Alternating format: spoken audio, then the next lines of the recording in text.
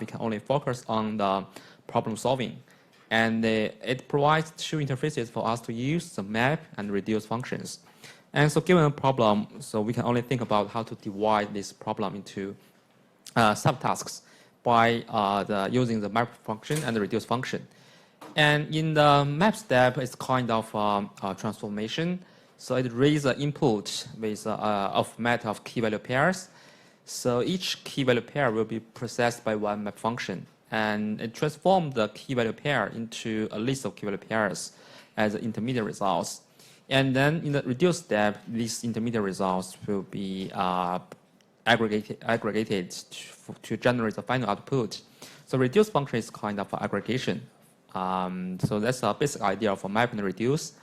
And besides map and reducer, we also have learned the combiner, partitioner. So you need to configure the job in the driver class in a main function. And so remember that for a mapper, so the data, the input will be split into several chunks. And each chunk will be processed by one mapper. And within this mapper, so each key value pair will be processed by one map function. So that's the relationship. And for reducer, well, each reducer will deal with some keys, and this is decided by this partitioner. So you define a partitioner, otherwise the system will use a default partitioner to assign the relevant keys to some reducer. And in each reducer, one reduce function will be invoked for one key and a list of values. So that's what happened in the reducer. And okay, for the combiner, the main reason is that without combiner, we will have too much intermediate results. And the size of the intermediate results may be too large. And because the reducer, so if you still remember the mechanism of MapReduce, the reducer will go to each mapper to fetch the relevant data and then merge them. So this step requires network communication. So the data needs to be transformed from the mapper to the reducer. So as a result, if there are too much data stored in the mapper, it means that the network transformation, network communication cost will be very high. And so the motivation of combiners is to reduce the size of the intermediate results generated by mappers.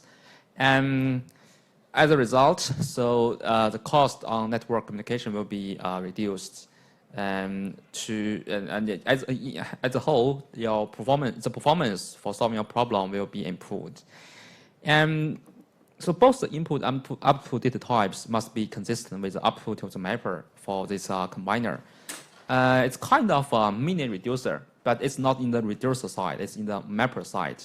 So they have to do aggregation locally in your mapper node.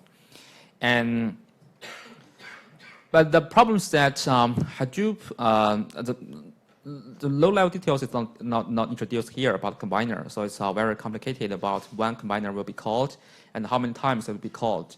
But you need to know that it's not guaranteed how many times the combiner will be called. Actually, it also depends on your mapper output. And so what you need to guarantee is that you need to keep this in mind. It's just optimization, okay? So you are not for sure how many times this combiner will be called to process your mapper output. So therefore, you must guarantee that without always this combiner class, your program can always produce the correct results. So the logic of your algorithm should not be affected by this combiner. It's just a kind of optimization. It only optimizes the performance of your algorithm, but it cannot affect the correctness of your algorithm. Okay, so that's very important. And it is applicable on problems that are commutative and associative. Well, for these two concepts, I'm not sure if you know what do they mean. So I can use this example to show what does commutative and associative represent. Using the max function as an example. Also the sum function in word count. So they are all commutative and associative. The reason is that for max, first, given a function f, if it is it means that fab equals to fba.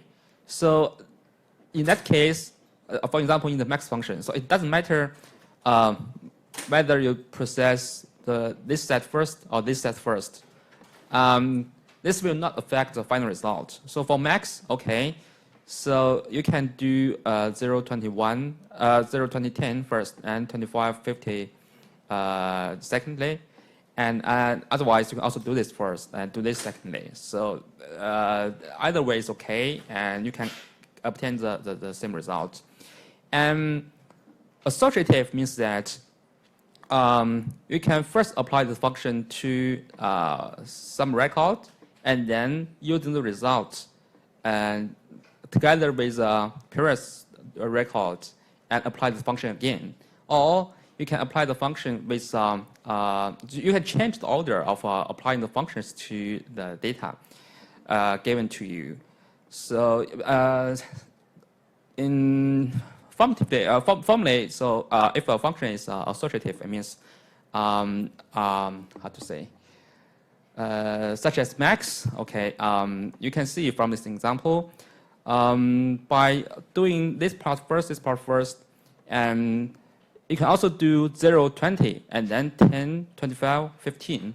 So it means no matter how you divide this data given to you and apply the function to them separately, no matter how you divide them, and the result is always correct.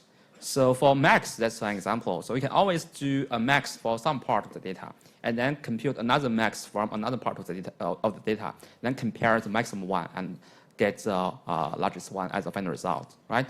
So for max function, it is commutative and associative. Similarly for sum, so you can think about what does sum mean. It's just do an add, do an aggregation, right? You can also do the same. You can apply sum to some parts of the data and get a result, and then use the sum to apply to another part of the data, get a result. Then add the two parts together. You can. It means that no matter how you divide the data, you can always get the same result. So this is commutative and associative. And only in this case, only the function satisfies these two attributes, has these two features. Then you can use the same reducer class as a combiner class. So you don't need to write another combiner class. But if the problem does not satisfy this, does not have these two features, you need to write another combiner function, different from a reduce function from a reducer class. So we will see an example later. Okay, just keep this in mind. And this example I try to help you understand what does commutative and associative mean. And oh yeah, here is the formal definition. So commutative means FAB is equal to FBA, and associative means that okay, you can do this in different orders, but you can always get the same result. So now let's move to the new topics about MapReduce algorithm design patterns. For design patterns, and okay, so if you have learned the object-oriented programming, so you should know that actually there are also some design patterns. So these patterns are abstracted from real-world problems. So it means that for a set of problems, you can apply this pattern for this set of problems to writing your program. So similarly, in MapReduce, we also have some very typical problems, and these problems can be classified into one group. And for this group, you can apply some similar ideas to solve this type of algorithm. And the first one, we call this in-mapper combining. So you see, it's relevant to combiner, right? So you see the same word combine, but it is in-mapper combining. So previously, what we have learned about combiners is that you first have the mapper, and the mapper will generate output, and then combiner will be applied to the mapper output to reduce the intermediate size, intermediate data size. But here, from the name, we can see that actually this combination process happens in the mapper node, in the mapper step. So we will see details later. And the motivation is that it's very important to do some kind of local aggregation. An ideal scaling characteristics is that, so given the computation power, so if you are given twice of the original data, we should get the twice of the previous running time, right? And if we get given more resources, if we are given twice the resources, we should be able to get just about half of the running time. But actually, we are not able to achieve this. The main reason is that because it's a distributed computing, right? So for distributed computing environment, you need to synchronize the data, you need to exchange the data. Well, this happens during, in the network. So the network communication costs some time for you to solve your problem. And so data synchronization requires communication, and this requires some cost, the first cost. And as a result, we need to try to minimize this communication cost to improve the performance. So combiner also follows this idea. So combiner also follows the idea of the try to utilize local aggregation. So do some aggregation for the local output to reduce the size and to reduce the size of the intermediate data, and further to reduce the network communication costs. So the first point is that, okay, so we try to avoid the communication. So if we can avoid most of the communication, it means that we can almost achieve this objective, right? So combiners can help, and so we can learn how other ways similar to combiner can also help to achieve local aggregation. So let's recall this word count program, okay? So this is very easy. For a map function, given you a document, you just check each keyword in this document. When you reach a keyword, you just emit this term and with a count 1. And in the reduce function, you will receive a term and a list of counts 1, 1, 1, 1, 1, and you do just do aggregation. So this is actually very inefficient, especially in this mapper step, right? And there is a very obvious improvement. I guess most of you can think about, can get the solution. So the impact of combiner happens, you can think about it happens in between mapper and reducer. So after the mapper generates all the term and 1, the key value pairs, so combiner will be applied to these term and 1 key value pairs and do some aggregation for the same term. And as a result, on each mapper, so you will get a local count for this term actually. So it will count the frequency of this term in the data assigned to this mapper, right? And then in the reducer, it will receive a list of values, not a list of ones, a list of values computed by this combiner. So that's a difference between with or without a combiner. Okay, so now if we can further improve this simple algorithm, and you can see that here for each document, once we reach a term and we emit a key value pair, right? But this can be improved. It's very obvious, right? So given you document, so you can just keep in Java, it can be a hash map. Okay, in some other languages, you can have similar data structures. We call this associative array, or you can just think about this as a hash map, or just a map. And given this data structure, so we are able to keep the, some partial information for the document. So in this example, okay, so once we have a term, and we just check in this hash map, so if this term has already been observed in the previous step. So if so, we just increase its frequency by 1. And otherwise, we will create a new entry in this, hash map, right? And finally, after we finish this for loop, it means that all the terms in this document have been processed. And so we get a partial count for the terms in this document, right? So we have term t, and we get the relevant value for this term in, this is the local count of this term in the document. So we can see that by doing this, the number of key value pairs generated by the mapper is reduced significantly. Because previously, if the given document assumed that it contains if it contains 1,000 terms, then you need to emit 1,000 key value pairs. But here, because in this 1,000 terms, there are some duplicate terms, right? So it will be, the size is determined by the distinct terms in this document. So you can see the difference between the size of the data generated by the two different mappers. So as a result, by doing this, you use space. You use space to get some time improvement, right? So you use more space costs and to obtain a better time cost. And that's very straightforward improvement. And okay, so that's one question. So in this case, given this mapper, so if the combiners are still needed, so this will help you to check if you understand combiners and mappers. So yes or no?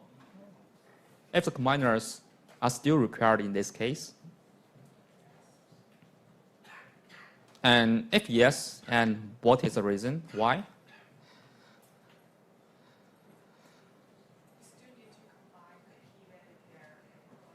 Yeah, that's correct. You still need to do that for different documents. So that is because this array is only for one document. But remember that one document needs to be processed by one map function. If for another document, actually you need to create another associative array, a hash map for that document. And so you do get some improvement, but the problem is that's still not enough. For different documents, you can see there's still some more space for improvement, right? So that's a second version.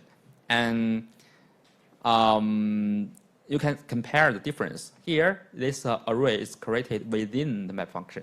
So this is for one document. And now we created out of this map function and in the mapper class, we initialize hash map, and this can be used for all the documents assigned to this mapper. So that's a difference, okay? And now, the map function is still the same. We still check if this term has been observed before. But notice that now it's possible that the term is observed in a previous document, not within the same document. So that's the difference. And finally, as also afterwards this map function, we have a close method. And in this function, so after all the documents have been processed by this mapper class, and then we do an emit.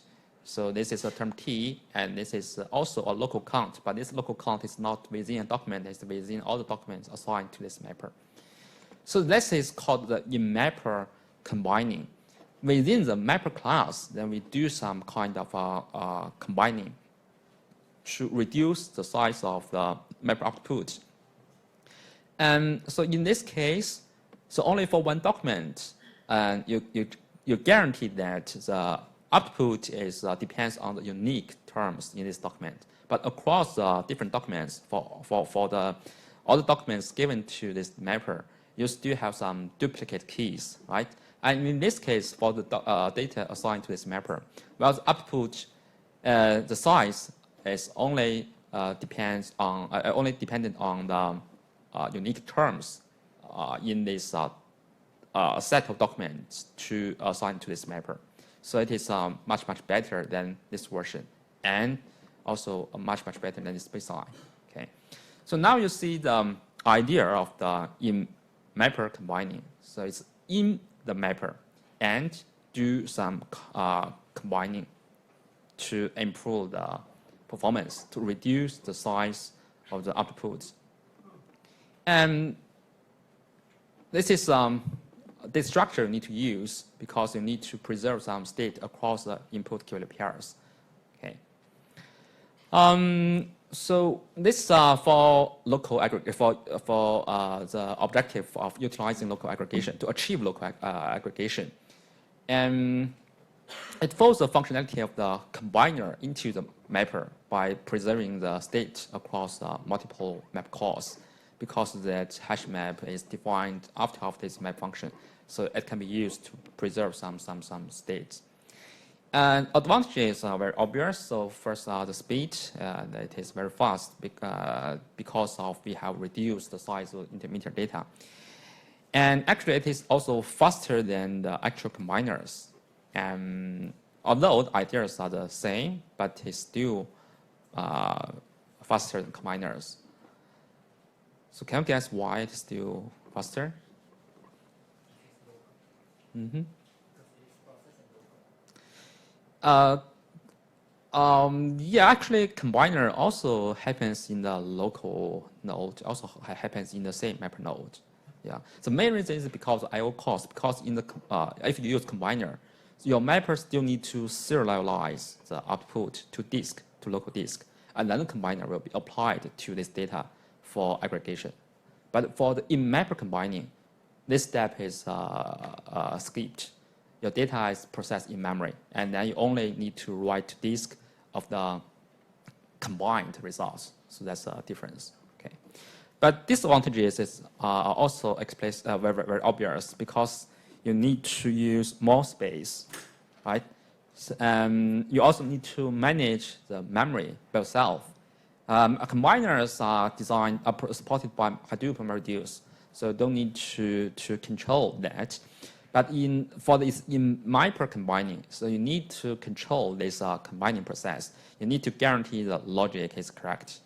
And also it is possible that your one computation node may not be able to hold all the intermediate data stored in this hash map, in this associative array. Because you need to keep this for all the documents assigned to this mapper. And if you do not have enough memory, and it is possible that the data you need to store in this data structure exceeds your memory limit, and then your algorithm will fail in this case. So you need to have an estimation of the memory requirements in your algorithm and based on your data. So if there is a possibility that the memory usage may exceed the limits, then you need to think about to just use combiner, not use this one, especially for big data problems. So for some problems, the data set is really huge, and it is possible that even on one computer node, if you do this, your memory is not enough. And also it has some potential for some order-dependent bugs. And this is because you need to preserve the state across different documents. And if there are some order requirements in your problems, then you may have some bugs, but this can be solved. It just increase the complexity of designing the algorithms for a problem.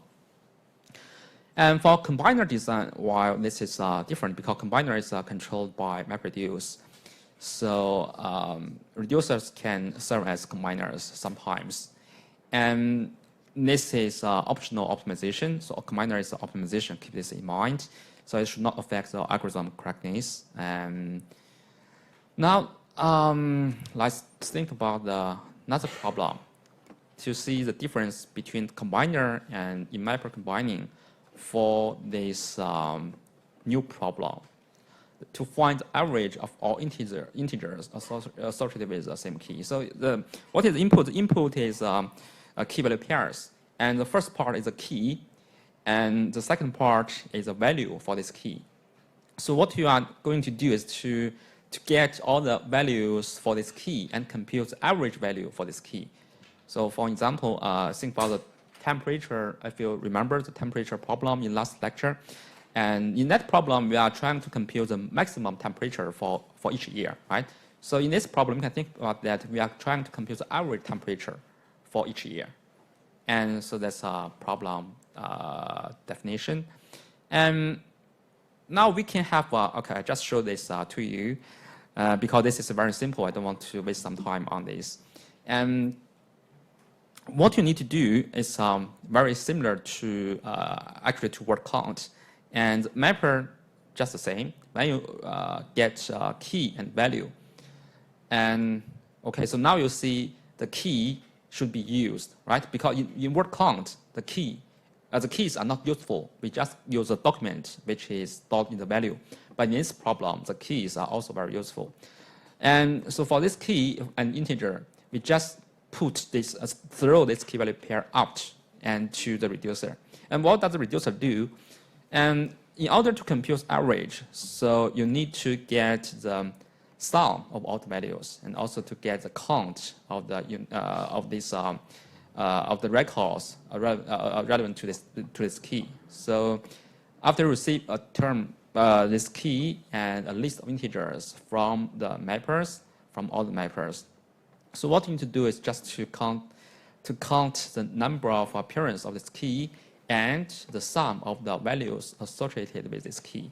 And finally, you do a division using the sum and count to get the average, and then throw this key and average out. So it's a very easy task, right? If you know word count, you should be able to design algorithm for this mean computation problem.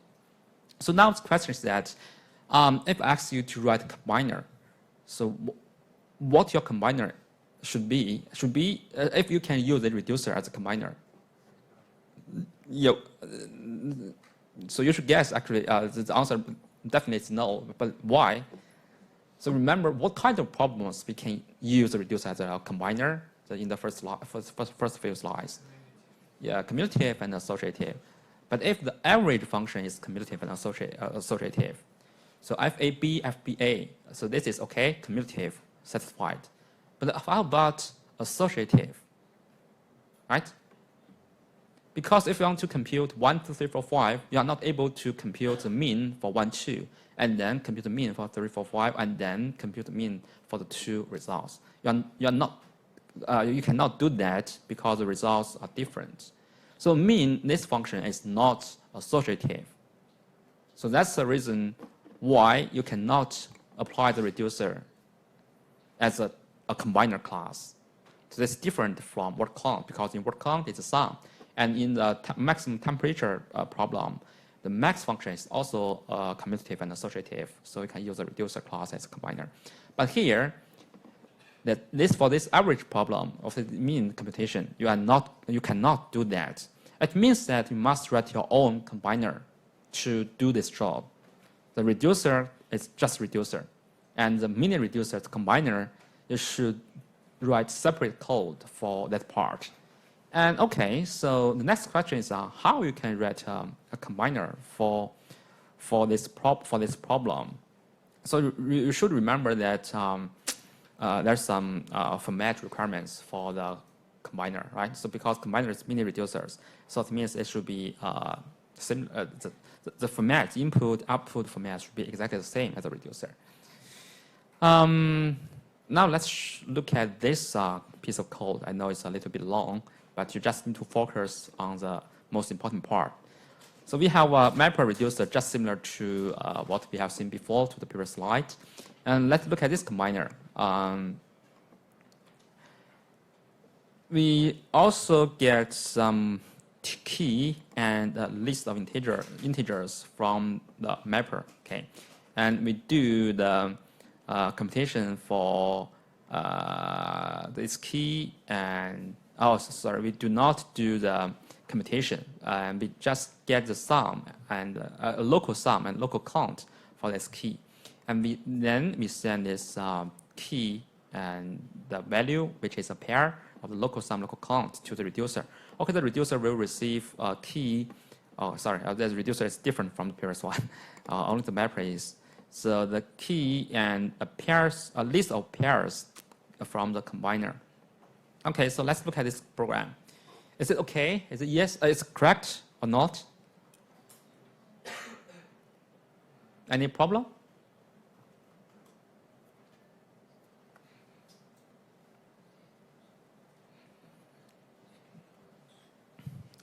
It seems correct, right? But you should know this is just a first algorithm shown to you. It should not be correct, right? So why? What is the reason behind why it is not correct? The logic seems very okay, right? So for mapper and the data is sent to combiner. So combiner, we do some local count, local sum computation, and then the reducer receives this local count and local sum, and then we do a sum for them and compute the average. It's totally okay, right? But what is the problem? Yeah, that's very good reason. The first is about the format. Because for the mapper and the reducer, the format does not match. You see, this mapper output is key and integer, but here is key and pairs. This does not match. They do not match. That's one reason. And another thing is that you must remember that it's not like that. The mapper sends the data to combiner, and then combiner do the combination, and then send the data to reducer. That's not like that. The data flow is not like that, okay?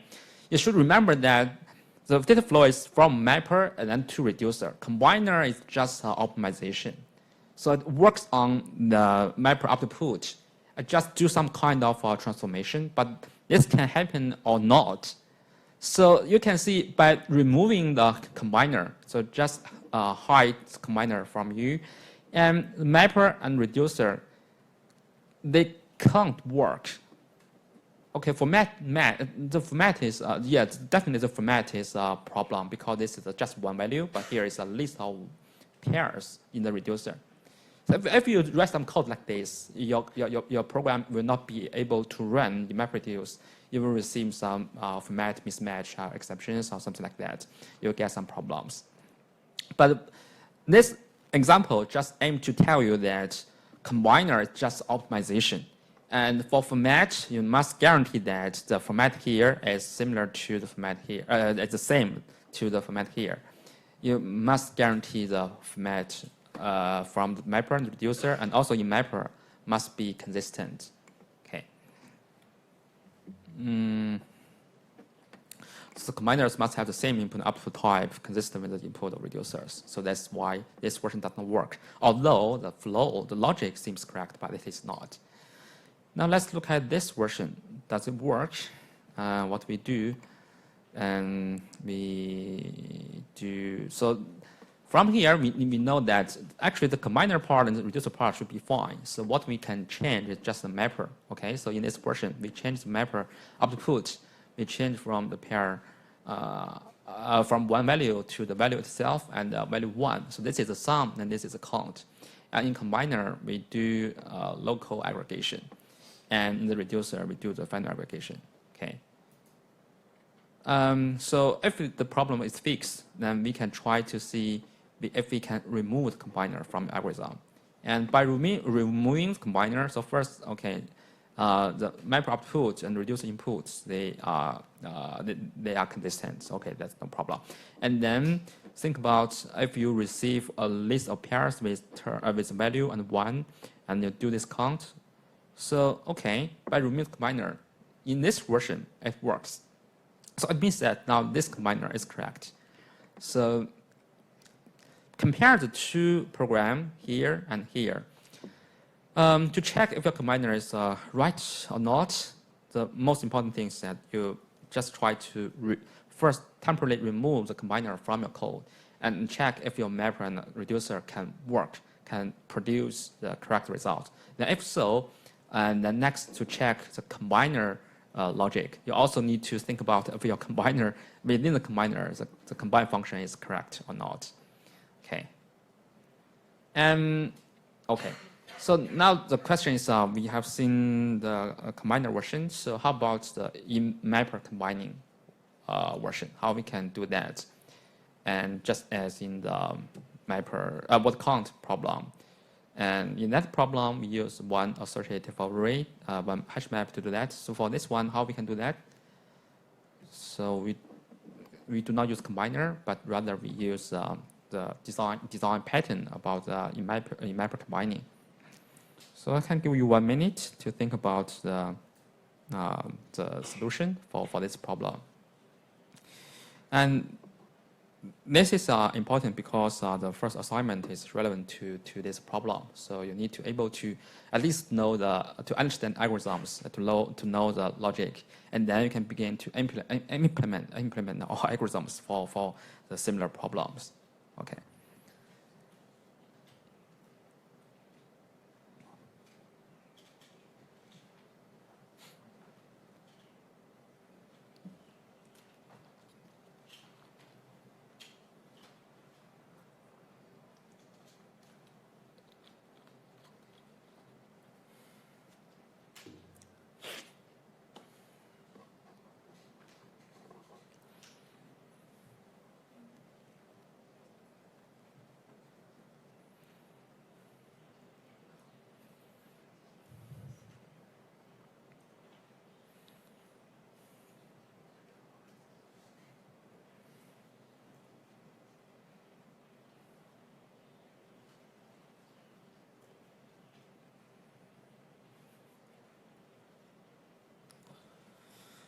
Okay, so if if you understand what that in-mapper combining mean, you should be able to get the solution very quickly. And okay, this piece of code is a little bit distracting, but anyway, remember what we need to do is to move this combining process to the mapper side, and you also need to have some data structures to preserve the state across the different records, across different keys, right? And in word count, we have only one hash map to preserve the local count for each term. But here, in this problem, in the reducer, we need both the sum and the count. So as a result, we need to have two associative arrays or the hash maps to store the local sum, local count for the same key separately. And then in the reducer side, we need to read the data for this key from the two hash maps and do the computation. Okay, I'll show you the piece of code. It's very, very simple. During the initialization, we use one hash map to store the sum, and another one to store the local count for the map function to use. So in the map function, once it reaches a key and value, first it will increase the sum, the local sum for this term, and then increase the local count for this term. And okay, after all the map function invoked for the documents assigned to this mapper, and finally we will emit the local sum, local count for this key out. So the output size is just the distinct keys in the data assigned to the mapper.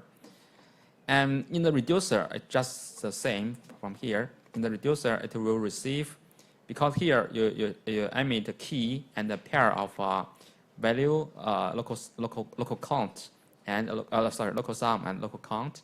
And in the reducer, you will get a term and one pair from one mapper, another pair from another mapper.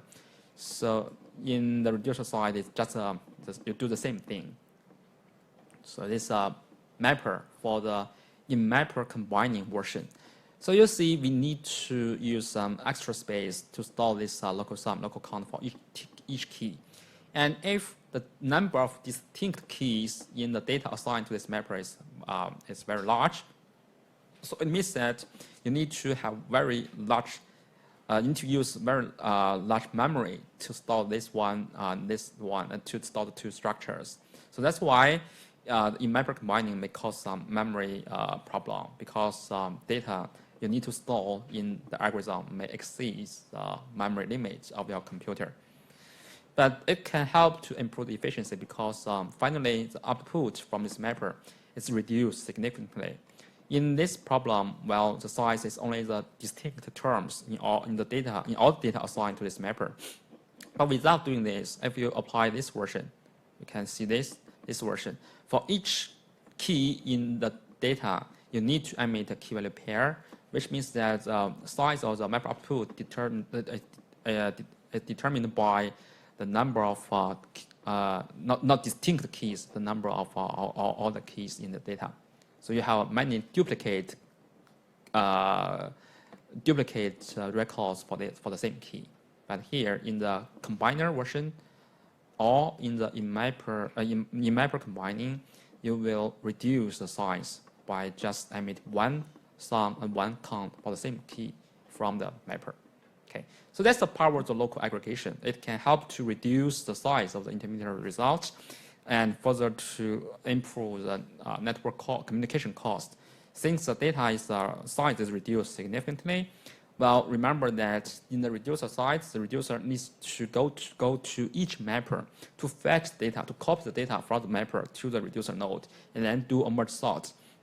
And now, after applying the combiner or applying the in-mapper combining, so the data you need to fetch from the combiner to the reducer is reduced significantly, and therefore the cost on the network communication is much smaller, and as a result, your program will be much faster.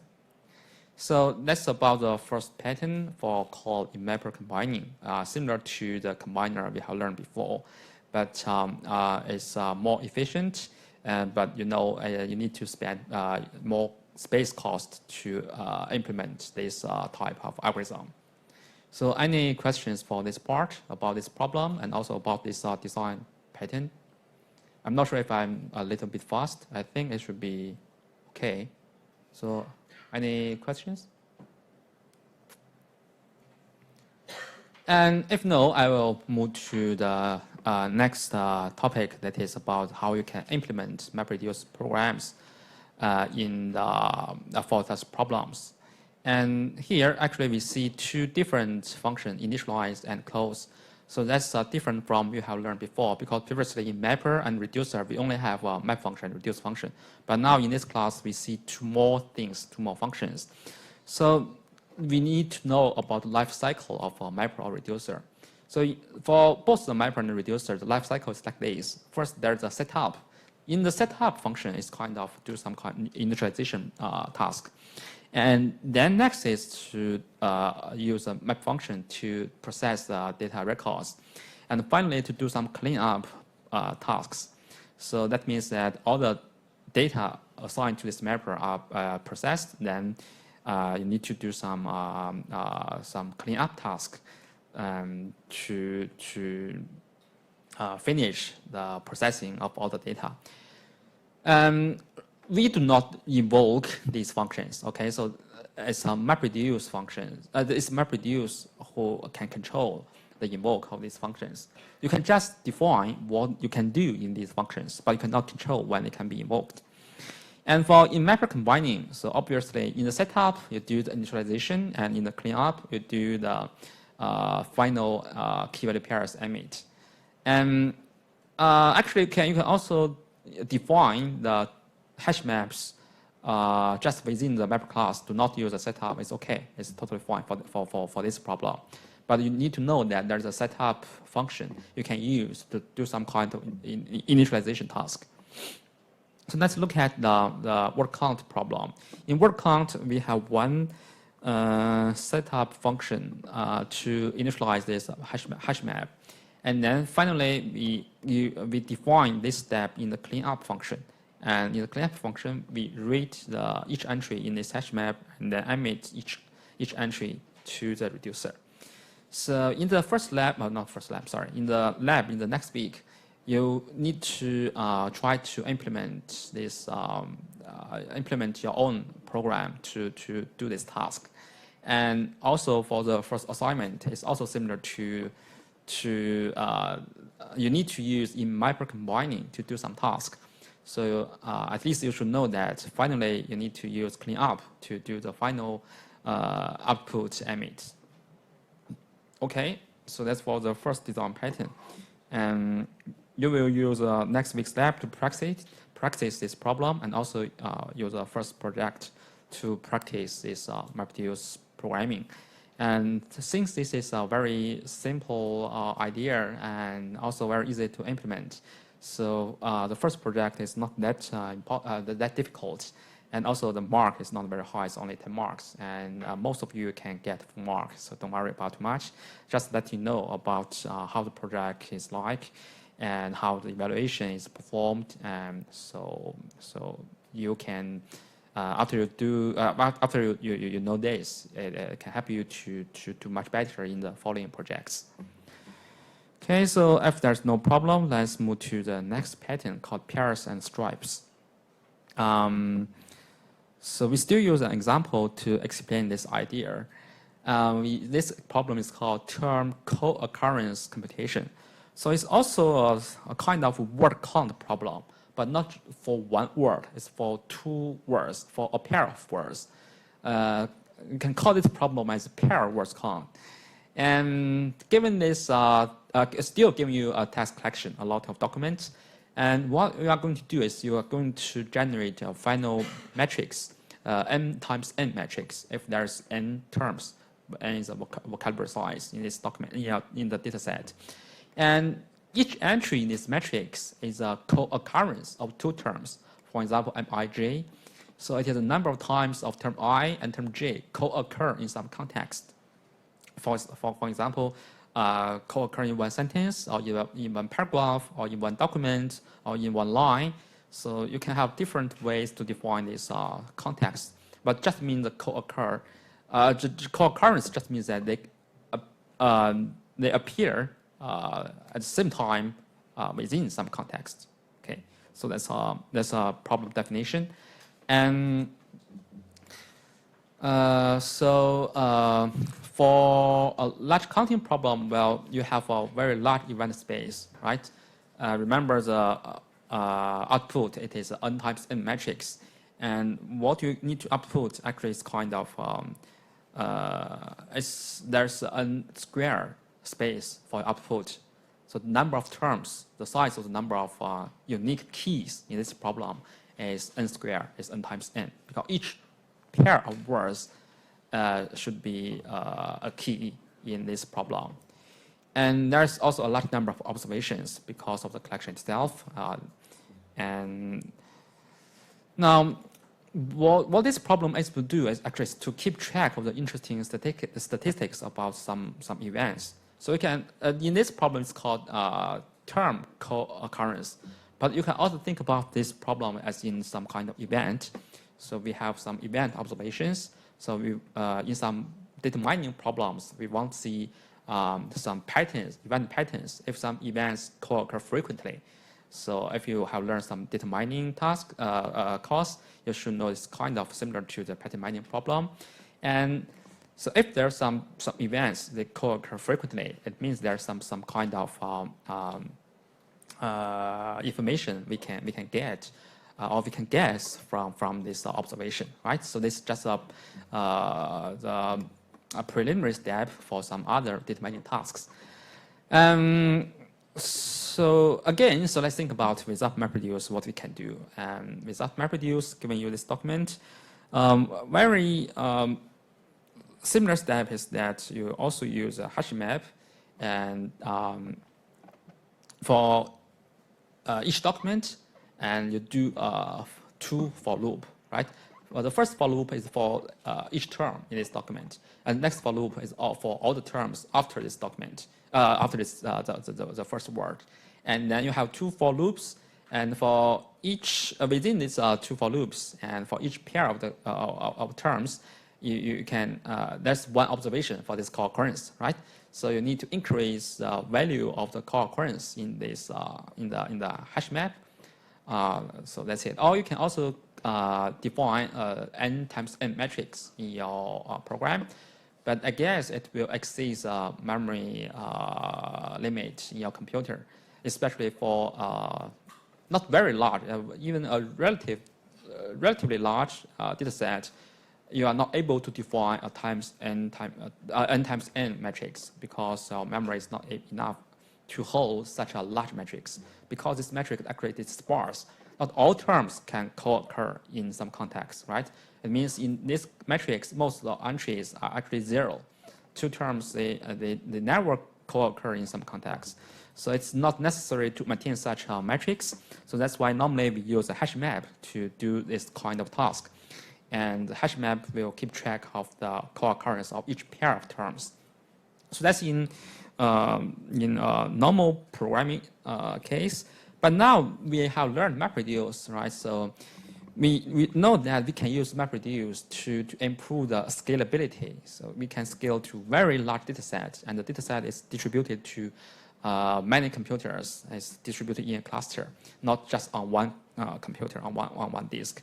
And another thing is that we can do some subtasks in parallel. So we can do some subtasks simultaneously. And each task gets some local result and then does aggregation together, right? So that's for this problem. And very basic approach is that just like the word count, in the mapper, we just generate the partial counts, and in the reducer, we do the aggregation. And okay, let's show the step for pairs. And we just talk about the algorithms, and the details, the implementation details will be explained in later slides. We just think about what you can do for such kind of problems. And so assume that we define the context as the sentence. So if two terms appear in the same sentence, then we view this co-occurrence. We view this as one co-occurrence for the two terms. So each mapper will take one sentence as an input. And in the mapper, the task is to generate all co-occurring term pairs. And for each pair, we will emit key A and B is pair term and the value 1 for this term. And in the reducer, okay, so we will receive a lot of key and a list of ones. And then we just do a combination. Then we can use combiners to improve the performance, right? And the pseudocode is like this for each term, each document. And we use 2 for loops. And the first is for one term, and the second is for the other terms within the neighborhood of this first term. While the neighborhood has different contexts. So in this problem, we think it in one sentence. For each co-occurrence, we emit this pair of terms and also the value 1. And in the reducer, just a pair and counts of all ones, and then do the final aggregation. We can have a combiner. The combiner is similar to, is exactly the same of the reducer because this is a count problem. So the function is sum. Sum is associative and commutative. So we can use the reducer as a combiner. So that's it. So we finished this problem, but you can see there's some drawbacks of this solution, right? And we can have a short break, and then after a short break, we can continue. We can also use the short break to think about what is the problem of this solution.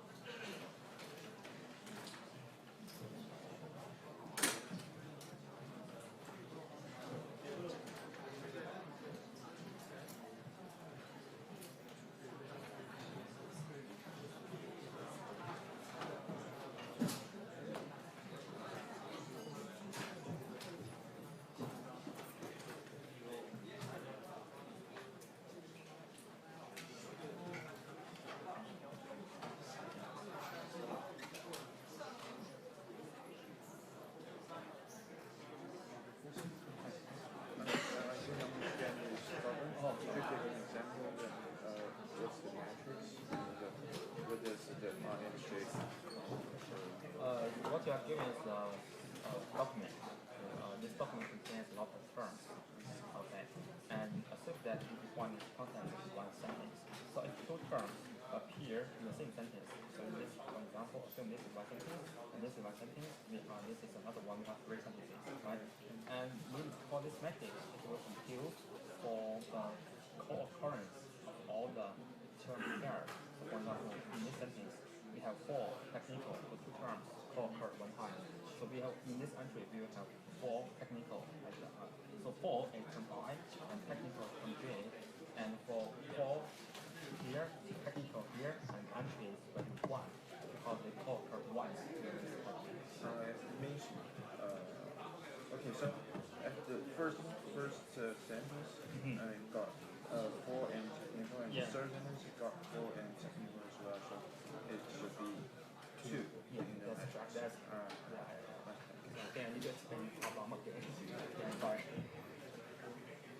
I was a question. This is, I think, it's a someone, some the key is not correct because there are many things anyway. So I'm pretty sure about what the S and C are. Oh, as a value, C is count. Yeah, what about this? This is string key. Also, No. So string is key. So there's no key within the pair. The pair is just a pair of sum and count. It's a local sum and local count. okay, and this S is S is a sum for short. C is count for short. It's an abbreviation of sum count. The first letter of sum count.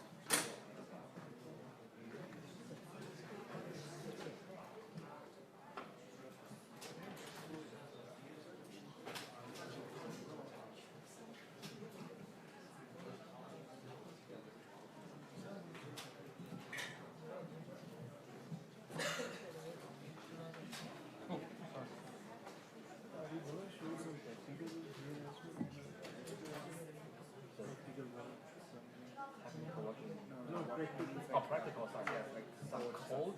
Yeah, I will show you some piece of code in the later slides. Right. Yeah. That's how it's run. So can you like see like a trial of how it's run? Most of the practical materials will be provided through lab, not in the lectures. Yeah. I'll show you some problems in the lab, and you need to solve them by MapReduce, and then I will show the solution. So the solution contains an entire piece of code. So you can just use my provided code to run in MapReduce. So you can see how this works.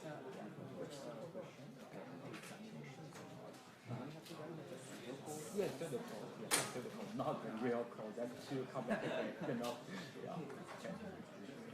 Okay.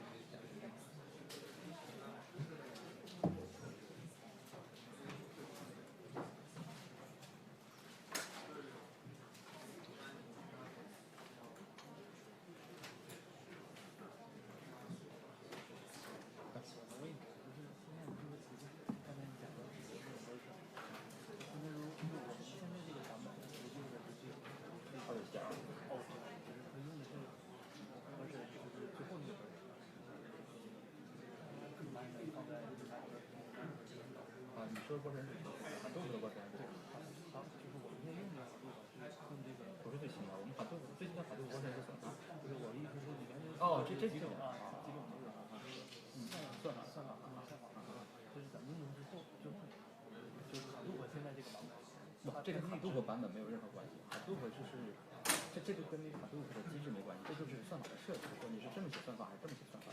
但这些机制难道不是内置？那只有 combiner 是内置的啊。你如果写 mapper 和如果写 reducer 这是你自己的东西，就是你 mapper combining 的话，就是教你如何来写新的 mapper，一个新的方式，就是把你的 combine 方式放到 combiner 是我自己要写，你也自己要写 mapper， 和 mapper 有什么关系？是你要自己实现的。你要记住说，只要是在 mapper 和 combining 或者说在 partition 里边的模式是自己要写，其他的是无所谓管，但里边怎么做这是那我从 mapper 到 combiner 是到底是通过 disk 还是通过直接的 memory？从 mapper 假如说有 combiner，就是从 mapper 到 combiner 是通过 disk 还是直接就在 memory 里头 combiner？他是先写到 disk 上，对 mapper 先写到 disk 上，然后 combiner 那怎么会耗费内存资源？那是你 mapper combining， 你 mapper combining 是没有 combiner 这东西的，它就在 mapper 里面来做这个东西，所以很容易。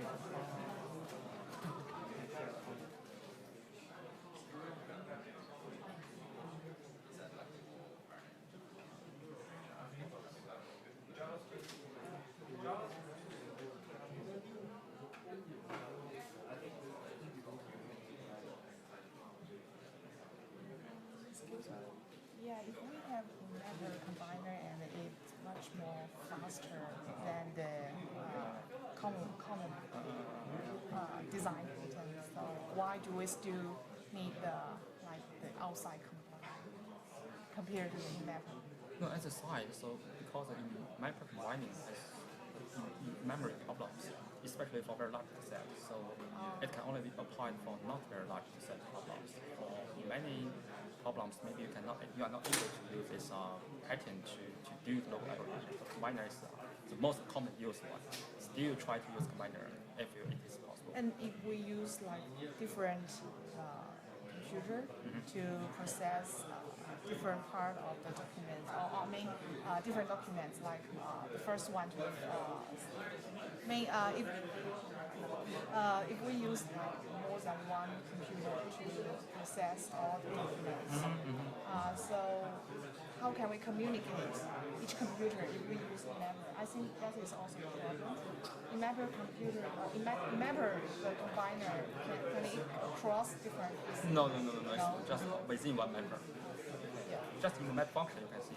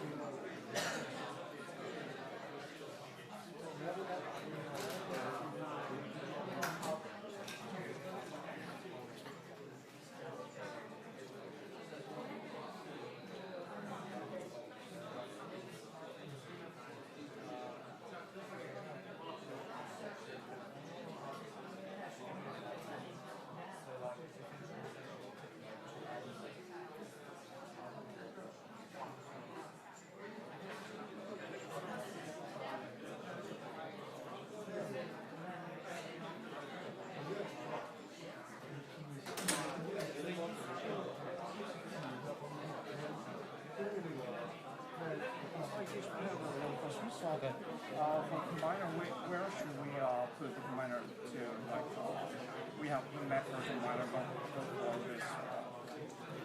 Like we have several macros and we implement all. You mean for this protocol? Yeah, this one will cause like memory insufficient. No. It's just a normal MapReduce. There's no in-micro combiner in this code. You can see we have a combiner here. Yeah, we have only one combiner for the whole system. For the process. Not for the whole system. It's how to explain. So the combiner will be applied to the macro output. So for all the macro output will be processed by the same combiner. Every single macro output will have a single combiner, or we use a single combiner to process all the macro. I think about on each computer there is one combiner, because the idea is combiner is to reduce the output of the macro node to reduce network cost. Okay, so it's still not correct. Okay, one macro has one combiner. You can take like that. One macro has one combiner. For the in-macro, what's the difference? In macro, there's no such combiner, but there's a combining process within the macro node. So, okay, so what's the difference that in combine? First slide. Here, the macro will first need to write the data to disk, and then the combiner will be applied to those data. So macro and combiner are separated. And here, in the macro combiner, in macro combining, there's no combiner, but only the idea of doing the combination happens in the macro. You do not need to write data to the disk. It's just basic memory, and everything is applied to different memory. It's like a kind of buffer. It's kind of buffer. Yeah. Okay. Thank you.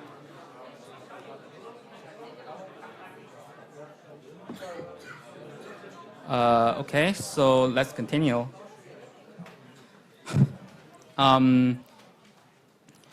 This is about the first pair program, and I think maybe I need to explain this again, just in case you do not fully understand the problem. This problem is to compute the co-occurrence for a pair of terms within one context. So I can use this line as an example. Assume this line is a document, and we define the context as a line. So if two terms occurs in one line simultaneously, so we will count one co-occurrence for this pair of term. So take this first line as an example. We have term and we have for. So term and for in the matrix. So one term row and one for column. In that corresponding entry, term and for, we have one co-occurrence for term and for. And we check in the following lines. We have more term.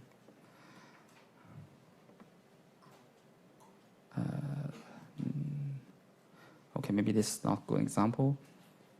Okay, we can use large and of. Okay, we use large and of as an example. So in this line, we have large and of one co-occurrence, right? So it is counted as one. And then we move to the next line. We can see large and of, and two is another co-occurrence. They both appear in the same sentence for the second time. So as a result, in the matrix for large and of, for this pair of term, the entry will be 2. It means that they co-occur twice according to the context of defined. Okay. So if you do any, okay. Do you need to pre-compute the vocabulary size? If you want to define a matrix, well, definitely you need to pre-compute the vocabulary size. You need to count the distinct terms in the document. But as a side, if you just want to use a hash map, that's not necessary, because the hash maps can be maintained dynamically. You can just add new entries into the hash map. Okay. So any question about this problem? What the input and what is the output? Or if no, then let's look at the code again. So for each pair of terms, and then you do the computation. And then in the reduce function, you do this count. Okay. Let's look at the problem, this solution. So what are the drawbacks?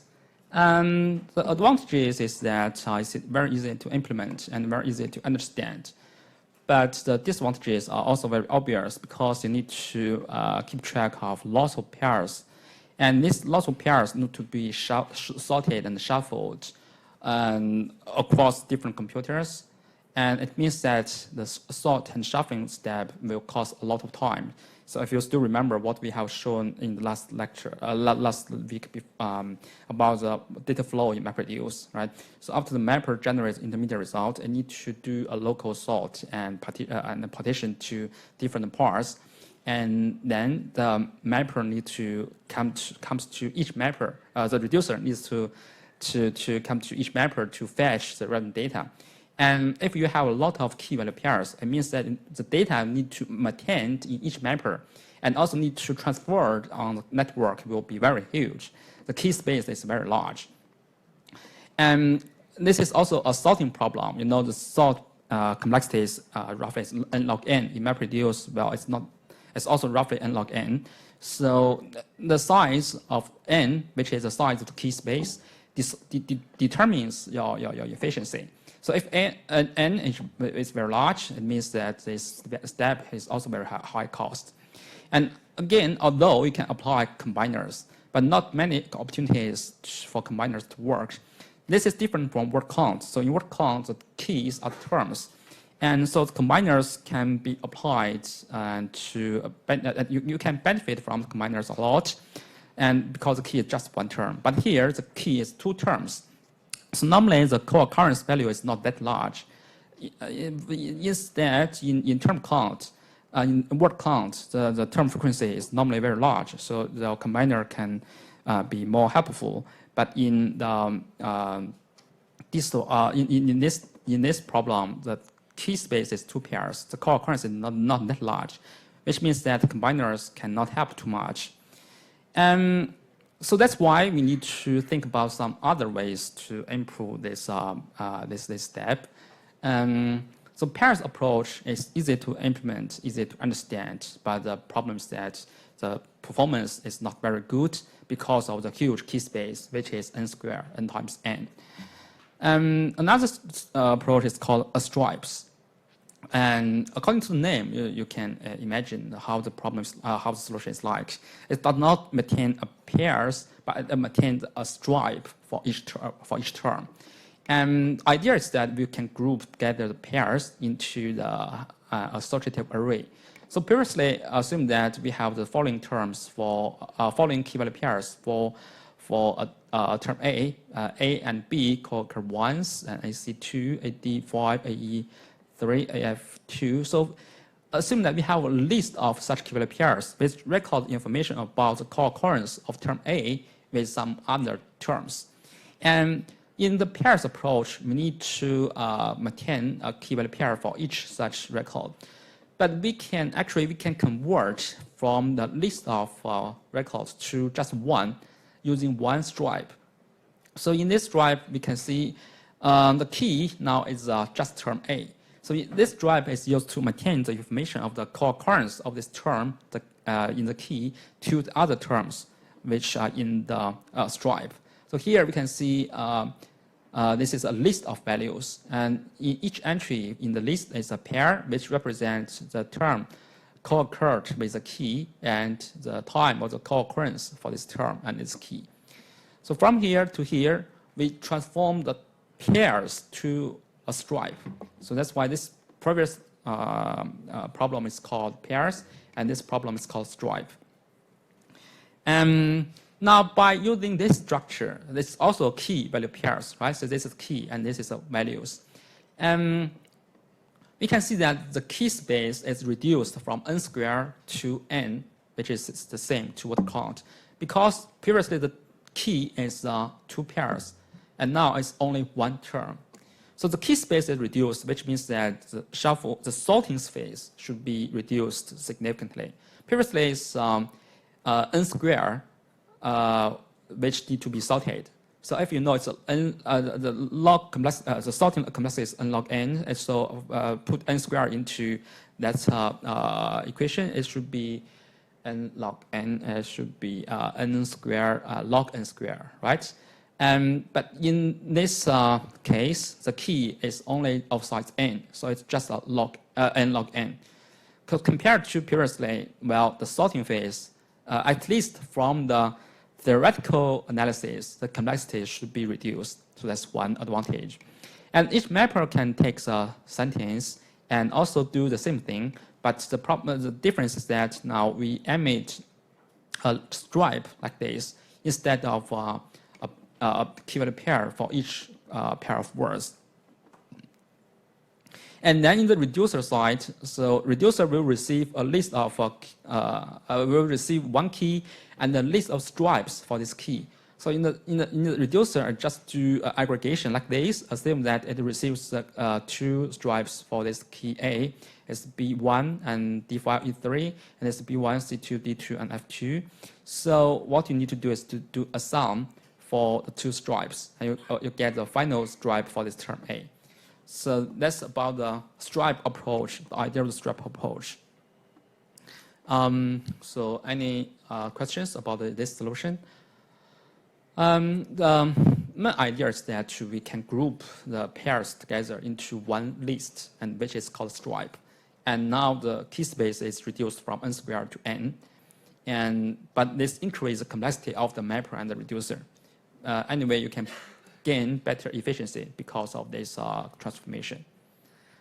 You need to construct some data structure to maintain the stripe across different key value pairs.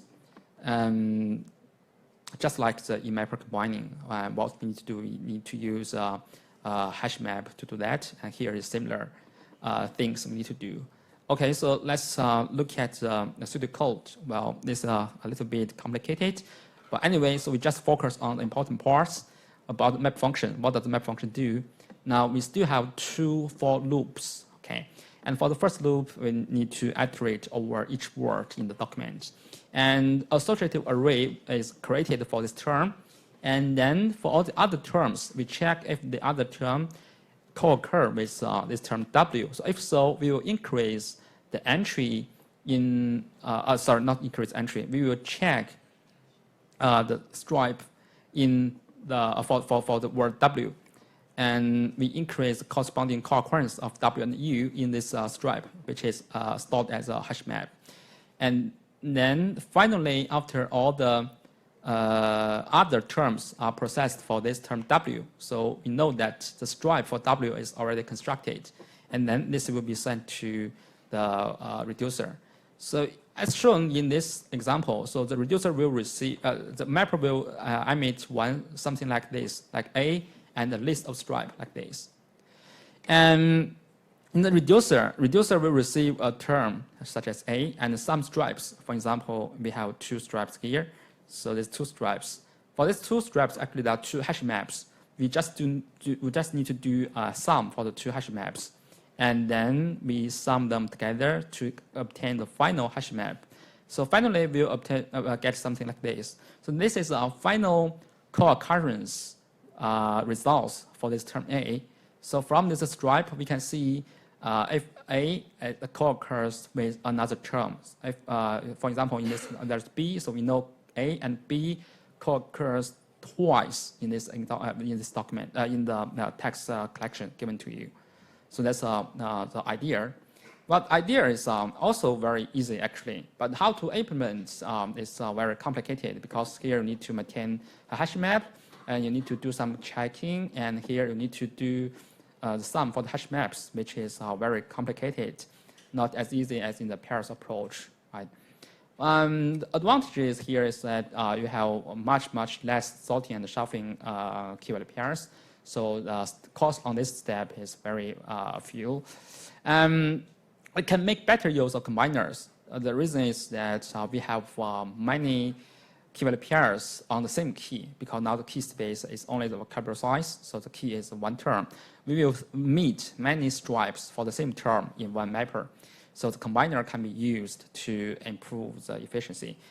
And well, the disadvantages are also very obvious. First, it's more difficult to implement. You need to be careful of a lot of programming details. And also the underlying object is more heavyweight because it's a stripe, not pairs. So pairs is very easy. 1 term, 1 value, that's it. But for this stripe, it's 1 term and a list of pairs. So you need to think about how to manage the list of pairs. And also the fundamental limitation in terms of size of event space is, there's some limitation in terms of size of event space. And also you need to think about, here the reason is that this is a stripe, right? So in the worst case, this stripe will be exactly the size of the vocabulary size. One term may co-occur with all the other terms. Well, you need to maintain this information within your one compute node, within your mapper. So think about the code here. If one term W it co-occurs with all the other terms, it means that finally this stripe, the size of the stripe, is just a vocabulary size. But it is very possible that the vocabulary size is very, very large, especially for big data problems. So which means that if you just try to keep everything in memory, then this may exceed your memory limit, and your mapper may fail. So that's why you need to think about the size of the event space, the size of distinct terms in this given problem. If the distinct terms is very large, and it is possible that your solution, this stripe solution, may exceed the memory limit. So you need to be very careful about such problems. And do some comparison between pairs and stripes. So this is a pairs result. This is stripes result. So you can see the gap is very huge, especially when we use more data set. So there's a percentage of the data set, 20%, 40%, 60%, 80%, and the whole data set. And the experiments is conducted in AWS and use some cluster with 38 cores. There are 38 computers used in the cluster. And we can see the stripe approach scales very well with the size of the data set. But the pairs approach, this runtime increase much faster. And you can see because of reducing the key space in the stripes approach, well, the efficiency is much better. And it does not compare the memory usage. And if they do something like that, you can see another figure. So in that figure, the memory usage for the stripe approach will be much larger than the pairs approach. Because in the pairs approach, you do not need to maintain anything in memory. So everything you get, then you just throw it out. You serialize this information to disk. But in the stripe approach, you need to use a hash map to keep track of the relevant information until all the required information for one key is processed. Then you serialize this piece of information to the disk. So that's the difference. And comparing two approaches, here's a summary. So for the pairs approach, you need to keep track of each term, not t, co-occurrence separately. And you need to generate a large number of key value pairs and also the intermediate results. And most important is that combiners cannot help much because of the key space is very huge. And it is less likely for combiner to help the mapper for multiple co-occurrence of two words. And the stripe approach will keep track of all terms that co-occur with the same term. So that's different from the previous one. It keeps track of each term co-occurrence separately. And it generates fewer and shorted intermediate keys. So remember, it's just because the keys is much smaller, not the other things. Because stripe actually is very long, it also takes some space. But the keys, the number of keys is reduced a lot. And the framework has less sorting to do.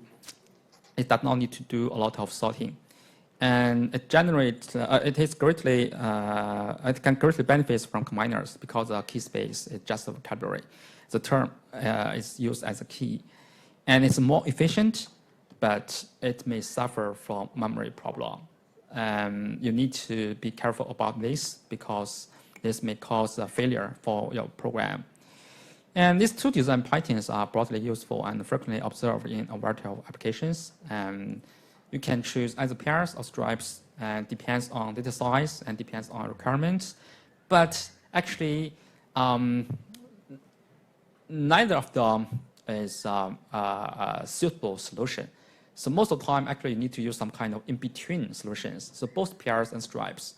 So you need to cut the stripes into smaller chunks and then to reduce the key space from n squared to n times some kind of constant value. And that's a solution in between pairs and stripes for real problems. So the details I don't want to explain here. You can go to read the textbook provided in the course outline. There you can see more details about how you can use some solutions in between pairs and stripes to solve a problem. Because both pairs and stripes have some drawbacks, so you need to think about which one to use, and you need to analyze the problem first and then think about the solution. Okay, and next is about implementation. Well, for pairs and stripes, it's different from the previous one. It is more complicated because previous one you just need to know the life cycle of mapper and reducers. And you just need to know when to do the initialization and when to do the emit. So that's it. But in pairs and stripes, the data types is more complicated. And we have we have seen something previously, such as text, writable, comparable. We have seen these concepts previously. And here we have, I'll give you a more detailed and formal definition, introduction. So it's about the serialization in MapReduce. So for serialization, it's just a process of turning structured objects into a byte stream for network communication, or for your writing to some persistent storage, such as disk, or SSD, or USB. So serialization means you need to serialize the data from memory to some other places. And deserialization is a reverse process. So you read data from some sources, and then you convert the byte stream to the structured objects in memory, stored in memory. Other requirements are these requirements. So for any deserialization steps in any languages, they need to think about these requirements: compact, fast, extensible, interoperable. And so in MapReduce, they also do something similar, because here they have their unique file system called HDFS. So all the data are stored in HDFS and read from HDFS. Only the intermediate results are stored in local disk. Okay, so as a result, because there are some new file structures, new file organizing methods in MapReduce, so they design their own serialization and deserialization classes. That's called writable interface. So for the writable interface, you can think it as Hadoop's own box classes for the primitive data types in different languages. In Java, such as strings and integers, and in MapReduce, we have the wrapper class called text and interwritable to wrap them, and for serialization and deserialization.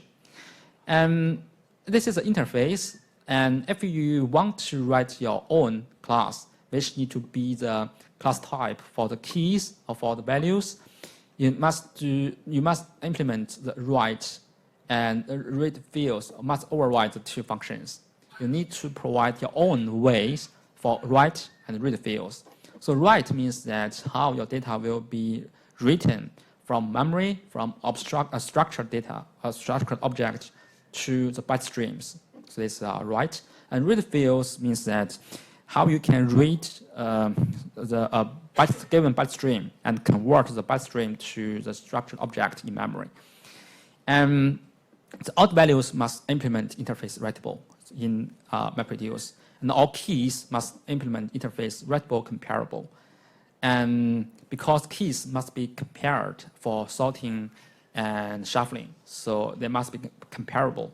Therefore, there's another interface called writable comparable. Besides writable, besides serialization and deserialization, it also need to be compared with each other. And context write, here we will write a key and values, right? Remember, these keys and values must be writable comparable and writable. You cannot use Java primitive data types such as string or integer here, and that will cause exceptions. So when you implement your program, you must keep this in mind. Your keys in MapReduce must be writable comparable, and your values in MapReduce must be writable.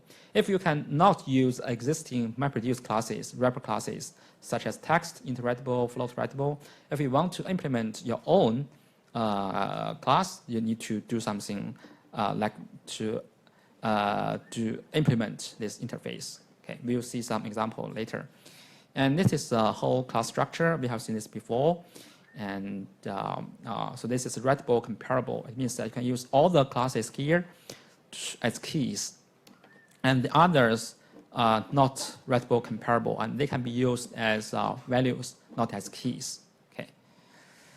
So here's some other examples for the writable wrappers for Java primitives, such as Boolean. We have Boolean writable, byte, we have byte writable, int, we have int writable, and so on and so forth. And a writable example, such as text, we have seen this before. This is a writable for UTF-8 sequences for string, and can be thought of as a writable equivalent of Java long string. The maximum size is 2 GB, so your text object cannot exceed this limit. And it uses standard UTF-8 decoding and encoding, and text is mutable, remember. String is immutable in Java. You cannot change the value for string, but text is mutable. You can change the content of a text object, so that's the difference. And you can reuse the text instance. Just use set, and then you will change the string value of this text object. And now writable, well, this now writable is a very special wrapper class in MapReduce. It's for, normally it's used as a placeholder. So sometimes your value may be not useful. So, but you still, in MapReduce, you still need to write key and values, right? But values is not useful. So, which means that you do not need to use some space to store these values. So you can use now writable as a value class type. Then, in fact, MapReduce will write nothing to disk. So it's just a zero length serialization. But the program knows that, okay, so your value is not writable. So this is kind of just a placeholder. Although there's no disk cost, but we still know that after reading one key, and the next should be a not writable, should be a value. Okay, so that's not writable. And in the lab, you will practice one problem which requires you to use not writable. So you can see how not writable can be used in MapReduce programming. So let's first talk about the stripes implementation. Well, this is complicated, but the data structure required is not very difficult because you can use classes provided by Hadoop to do this. So in this stripe approach, you need to maintain a key and a stripe. So for the key, term A, well, that's very easy. Just use text. And in value, okay, this is a stripe. Well, in Java, it's very easy. You can use hash map, right? Just hash map. But in MapReduce, hash map is a data structure in Java. You cannot serialize a Java structure, data structure, to HDFS in MapReduce. So it means that you need to do some kind of other things to define this stripe class, stripe data structure. And in MapReduce, there's called map writable. So this is writable. Let's go back. Okay, map writable. Here. Yeah. Here, map writable. Map writable extends from abstract map writable. And this map writable is used to wrap the map structures, such as hash map in Java. It has the following operations: put, get. Put will put one entry into this map, and get, according to the key, gets the value. And you can also check contains key, contains value. An entry set will return a set of entries in the map wrapped by this map writable class. More details, you can go to this web link to see the Java doc of map writable. So anyway, you just need to know that we can use map writable to do this task for this stripes implementation. But actually, you can also use text to store this list. But it means that you need to do some kind of encoding or decoding by yourself. So you just treat this line, this list as a line, and then you use text to format this line. Okay, so the problem is that you need to, after you read this from in the reducer, you get this text. You need to decode a hash map from this text. You need to know what are the separators between pairs and what are the separators between two elements in one pair. You need to do this on your own. But for MapReduce, for MapReadable, well, you don't need to do that. And for pairs implementation, it is a key-value pair. Okay, the key is a pair of terms. Value is very easy, just iterable, or if you think it's not enough, you can use long writable. But for the pair, a key is a pair. In Java, well, you can implement a pair class. That's very easy. But in MapReduce, well, a pair class, you can do that. But the problem is that as a site, as a key, it must be it must implement writable, comparable interface, right? So how to store such keys in MapReduce? That's a challenge for us. That's new topics for us, and that's what I want to introduce. So you must customize your own key, which must implement the interface writable, comparable. And remember what you need to do for implement the interface writable, comparable. First, it's writable. Writable means that you need to tell MapReduce how to do serialization and deserialization. You need to override the write function and read fields function. And next, it must be comparable because it is a key. You need to be able to compare the keys. So you must implement another compare function. So that's 3 functions you need to define for your own customized key class. Okay. And so let's start from the easier task. So if the value is a pair, and okay, so so let's from this easier task. So when the value is a pair, and this must implement interface writable, and assume that now we are not going to talk about the pair of key as a key. Let's think about some other tasks which requires multiple output values. So if assume the key is still simple, but about the values are not simple data types, such as a pair. And so what we can do, for example, we need to write a pair of string objects or a pair of int. So this can happen in some problems. For example, when we learn this in mapper combining, let's go to here. So you can see this value is a pair, right? It's a pair of integers. And in this algorithm, how we can implement this pair in MapReduce. So that's what I want to introduce to you right now. Okay, so this is called multiple output values. One value, because the MapReduce is based on key and value data format. But actually, sometimes for one key, you need to maintain multiple information for this key. And they are all stored in the value part. So this is called multiple output values. How we can do that? So as a site for the stripe, you can still use text. And if there's just one pair, such as in the word count problem, it's a mean average computation problem, and you just need to use text to wrap a string, which use comma to separate the 2 elements in the pair, and then you need to convert a pair of values to strings for serialization, and then you need to parse the string on input to get the values for deserialization. So that's one way. And another way is that you need to implement a pair class and implement the writable interface for storing the multiple outputs. And assume that we call this in the pair. So how we need to do for implementing this class? So first we need to implement the writable interface. When you define the class in the pair, you need to implement writable.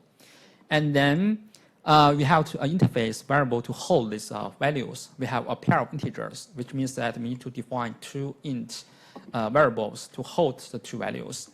And we also need to have some construct functions, how to initialize the 2 values. And we have a method to set the values, a method to get the values, the 2 integers. For example, get first, get second, set first, set second, something like that. And the most important part is that you must override the write method and read fields method. So this will serialize the 2 integers to the byte stream, to the output stream. And read fields will deserialize the member variables from input stream. Okay. And also, as in Java, the class will have some default functions such as hashcode equals toString. These are just like the other Java classes. So goes into the detail. Let's look at how you can define class. So we will public class compare implements writable. That's in Java. Okay. And you have two variables to hold the values, first, second, and construct functions, and set and get. So we just skip the for write. Okay, how we can define the write function? Here we use the output string, data output, this output string write int and write int to write the two integers to the output stream. And similarly, in the read fields, we use the input stream function read int from to read the integers from the input stream.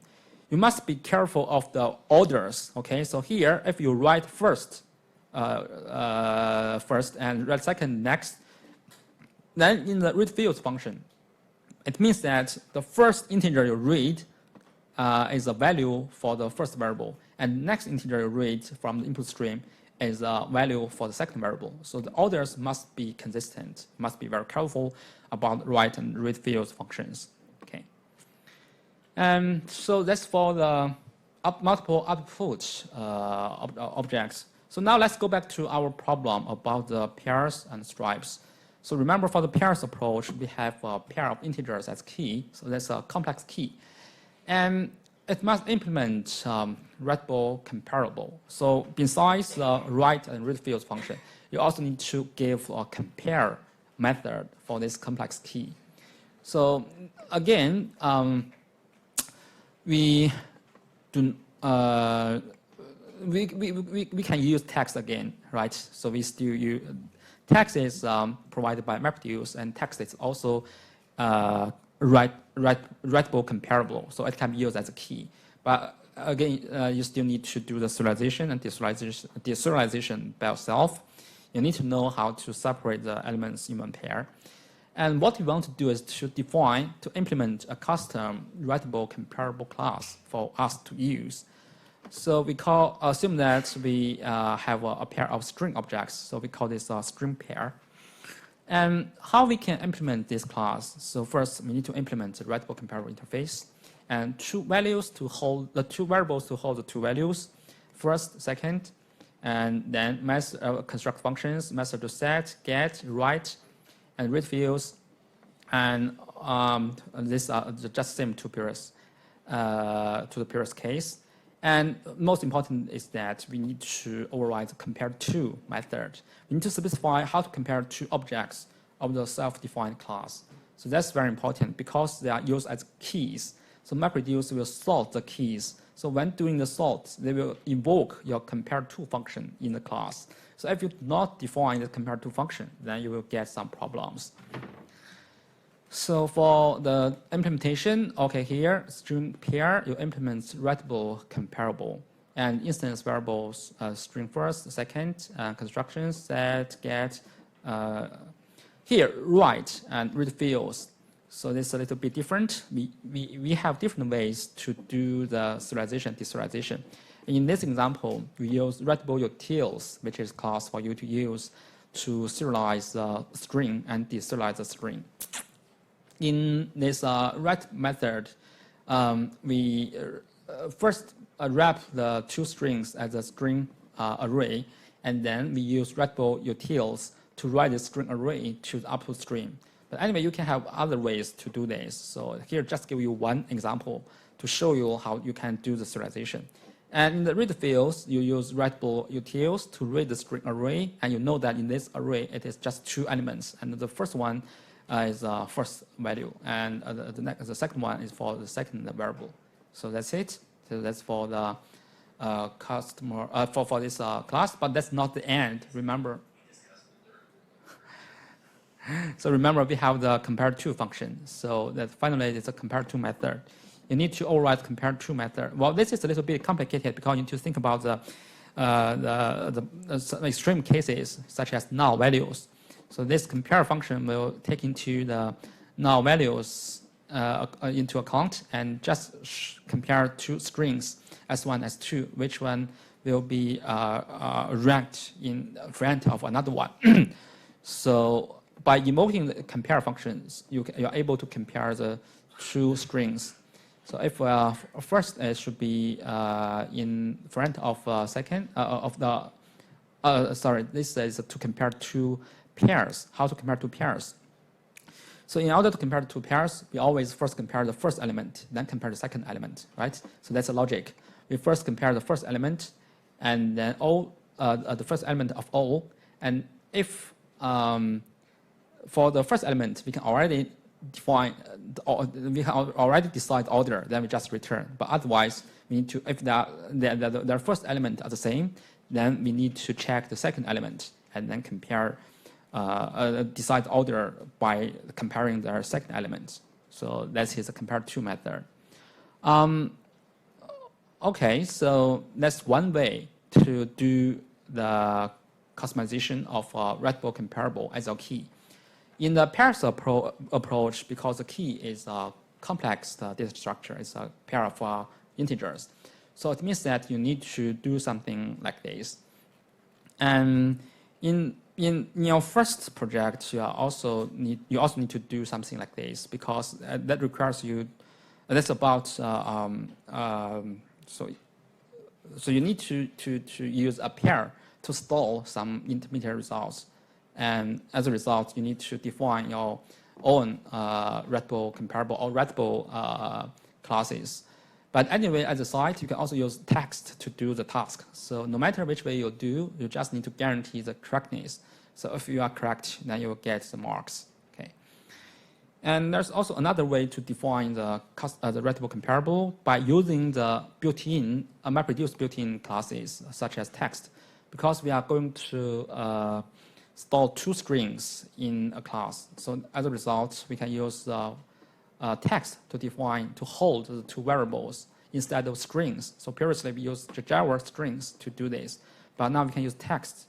Using text is more convenient, because when doing write and read fields, you can just delegate the write and read fields to the text object. So we can just invoke text write, and text read fields to do the serialization, deserialization. And we do not do the serialization and deserialization in the two methods. And instead, it is delegated to the text object. So it is more easier to implement. Remember, you still need to define a compare to function. So here I didn't show the details because it is similar to the previous one.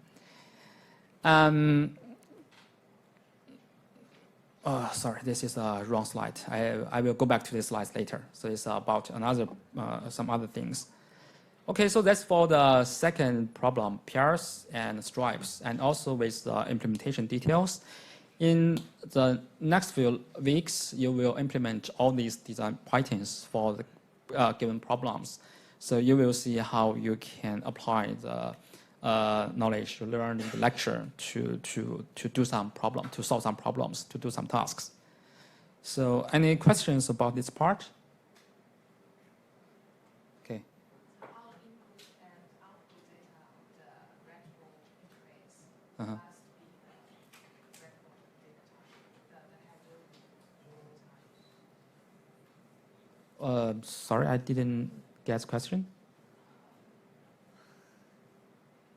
So you mean the input and output must be the MapReduce classes or what? Here I show you an example about how you can define your own class as the keys and values, right? But my class have to implement the Readable and readable comparable interfaces. And about the readable interface system, all the interface, are they inheritance with like the readable interface is the parent of all the other like int, readable, all these interface? You can see this figure, actually I showed you before, just like this. It is inherited from readable, readable comparable is inherited from here, and then all the other classes from readable comparable, and here's other readable classes. So when I design like a function or the class, can I use Sure, you can do that. It's Java programming. Actually, I can write all the parameter data type as that. Because Red Bull is the parent of all the header interface. So that what you can do? What do you want to do? I'm sorry. Oh, okay. So yeah. So for example, text you can also you write for Red Bull comparable and for Red Bull, so definitely you can use Java generative programming to do something like that. There's no problem.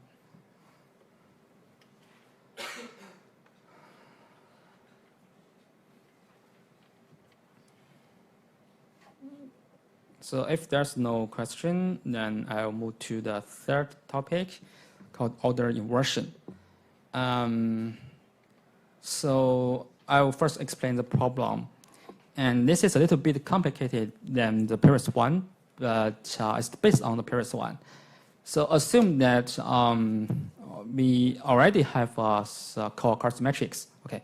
Now we are going to do the relative frequencies to compute a relative co-occurrence matrix. Okay. The problem is similar as before. It still has an n times m matrix, but now we are not going to compute the co-occurrence. Okay. We are not going to compute the absolute counts. We will take into consideration the fact that some words appear more frequently than others. So for example, word wi may co-occur frequently with word wj, just simply because one of the two is very common. So therefore, just compute the absolute frequency does not mean anything. So what we want to do is we need to convert the absolute counts to a relative frequency, fwj in terms of wi. And it is computed by this equation. So nwiwj is a co-occurrence of all the term, of co-occurrence of the two terms wi and wj, and divided by this value. This value is sum of the co-occurrence of term wi with all the other terms. So talking about the matrix, you can think about there's already a co-occurrence matrix, right? And in this problem, what we are going to do is to take this entry, and this entry is just nwiwj is a co-occurrence of one pair of terms, and divided by the sum of one row. The sum of one row is just marginal, just a denominator in this equation. So it's what this problem is going to do. It's going to compute a relative frequency for a pair of terms. It's relatively how wj appears in the context of wi. So it is what is the proportion of the time that wj appear in the context of wi. Okay. So this is a little bit more complicated. And the idea is to, rather than computing the absolute co-occurrence count, we compute the relative frequency for a pair of terms, and by following this equation. And using the matrix as a side in the co-occurrence matrix, it's kind of you take each entry in the matrix and then divide it by the sum of the whole row, and then this will be the entry in this problem. And any questions about this problem definition? Okay. So we have a short break, and then you can also use this short break to think about the problem.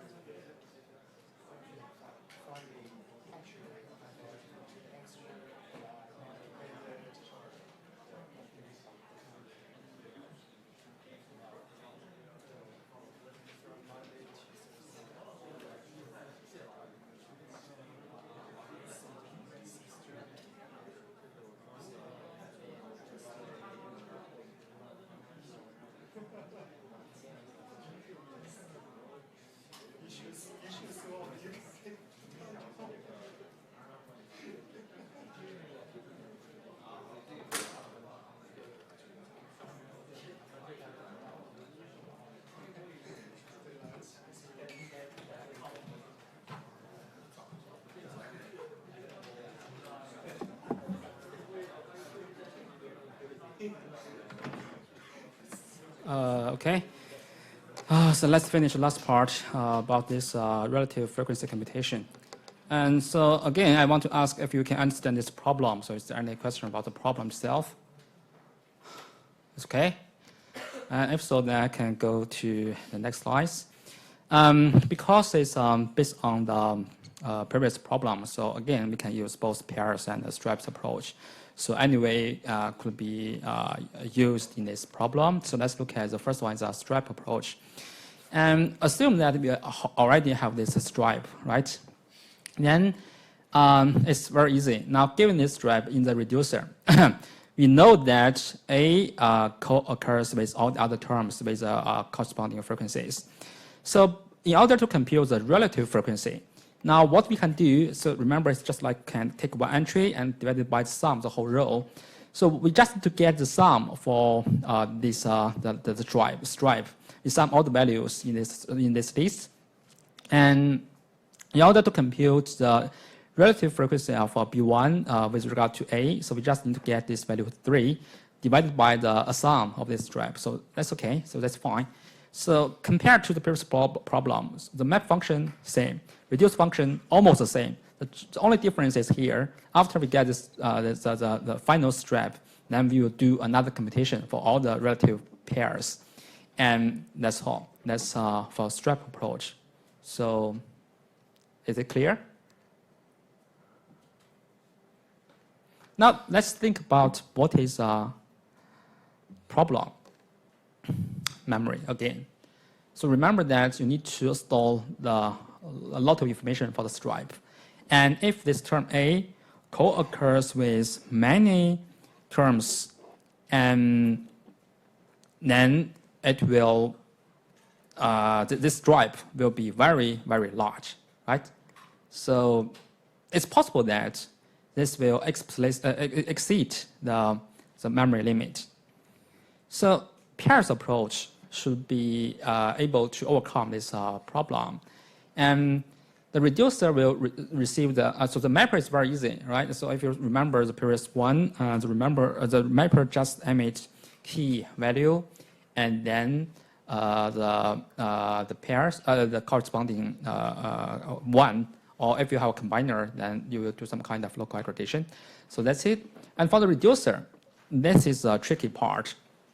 And because just from one pair of information, Wi, Wj, and the co-occurrence value, we are not able to compute Fwi, Wj, and Wi. This is because in order to compute this value, we also need to choose the information of the other words co-occurring with Wi. Instead of just the pair of Wi, Wj, we also need to the pairs Wi and another term, maybe Wa, Wb, Wc. We need to know all the terms, all the other terms that co-occur with Wi in order to compute this value.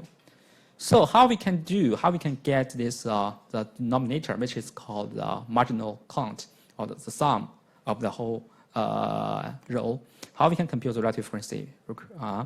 And the major problem is that this marginal can't be computed until you see all the counts, but we do not know when we can see all the counts.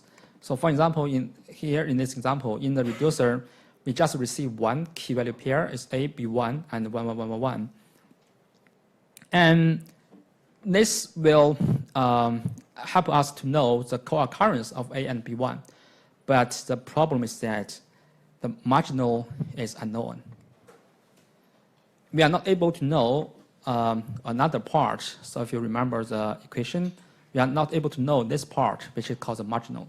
We only know the co-occurrence of the two terms. So we are not able to compute the relative frequency.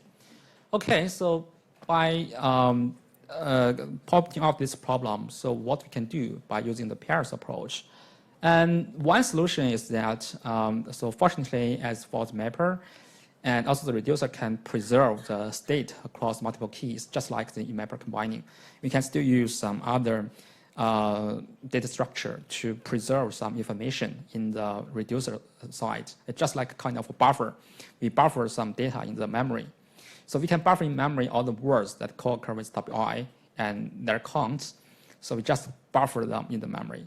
And then after Wi is processed, so we know that we can compute the relative frequency now because all the terms co-occur with WI has been reached. So we can do the sum, and also we can utilize the buffer data to compute the relative frequency for all the other words with regard to WI. But actually, this is basically just building the associative array in the stripes method. But now it is not building in the mapper, but we built in the reducer. So the mapper still emits the pairs, but in the reducer, we buffer the data, and then the hash map can be built in the memory of the reducer, from the memory of the reducer. And so in the memory, actually, we do not buffer. We buffer the information just like a stripe. We also maintain a list of the pairs like this. And for all the other words co-occur with A, we need to keep track of how many times it co-occurs with this term. So now it is a first solution. And what is the problem? What are the problems? Yeah, obviously, memory again, because you still need to buffer a lot of things. And that's why this solution is not a good solution, because the memory issues remain, and you are still not able to deal with some data set which has a large key space. Okay, so now another problem is that actually if the reducers receive the pairs, if they are not sorted, we are also not able to compute the marginal, because we do not know when we receive all the pairs for a term A, right? Because the orders are based on the whole key, based on a pair of terms. But if you do not specify a correct order, then the pairs, key-value pairs may come like this. First is about A, AB1, and then it comes another pair, C, CD1, and then next A again, AB2, and next maybe F, C1. So the pairs are not sorted, well sorted. And as a result, we are not able to know when we receive all the key-value pairs for A. And it means that we need to buffer everything in memory, right? That's not possible, that's not practical. So we must define the sort order even for this simple solution, okay? Even for this simple solution, the memory issues remain, but we can still design algorithm using this idea. But even for this solution, we still have some more problems like this order, the order of the keys. So we must define the sort order for the pairs in order to guarantee that we receive the pairs as we expected. Only if as we expected, then we know for a term A, then when we receive all the key-value pairs for this term, right? If we can process the key-value pairs according to the first term, so that means be AB1, AB2, and some other words. And then next, if we reach a key which starts with term B, then it means that for all the key-value pairs relevant to A have already been received by the reducer. And then we can compute the relative frequencies using all the buffer data. So that's the idea of sorting the order of the pairs. So we must define the sort order of the pair. And in this way, the keys are first sorted by the left word, and then by the second word, by the right word in this pair. And as a result, they will come according to the orders we expected. And in this case, so we are able to detect if all pairs associated with a word, such as WI, via conditioning, have been seen by the reducer. As a side, once we reach another key-value pair, and in that key, the first element, the first term is not A, so we know that all the terms for A have, all the key-value pairs for A have been received by the reducer. So the buffer data now is just a stripe for A, and then we can utilize this buffered information to compute the relative frequencies. So that's about the order things. And that's why you need to define your own compare-to function in the your readable comparable class. If this is a string pair class, you must define the correct order, okay? And at this point, now we can use the in-memory buffer and also compute the relative frequencies and emit. Okay, as an example, so these two key-value pairs may be assigned another problem we haven't noticed is although they can be ordered, but if we use more than one reducer, and then the problem is that the key-value pairs for the same term A, they may be assigned to different reducers. Okay, and that's why the partitioner should be used in such problems. In the previous week, maybe you cannot understand why a partitioner is necessary and why you need to define partitioner like that when a partitioner can be used in some problems. So this is a very good example to show you that the partitioner class must be used in some problems. So in this problem, what we want to guarantee is that all the key-value pairs for the same term A must be received by the same reducer, and also these term key-value pairs must be sorted in some order. And the order has already been solved in the previous slides, right? We can just define compare two function in the string pair class. So they will compare first the first term and then second the next term. And okay, so next is about the partitioner problem, because the key-value pairs for the same key can be assigned to different reducers.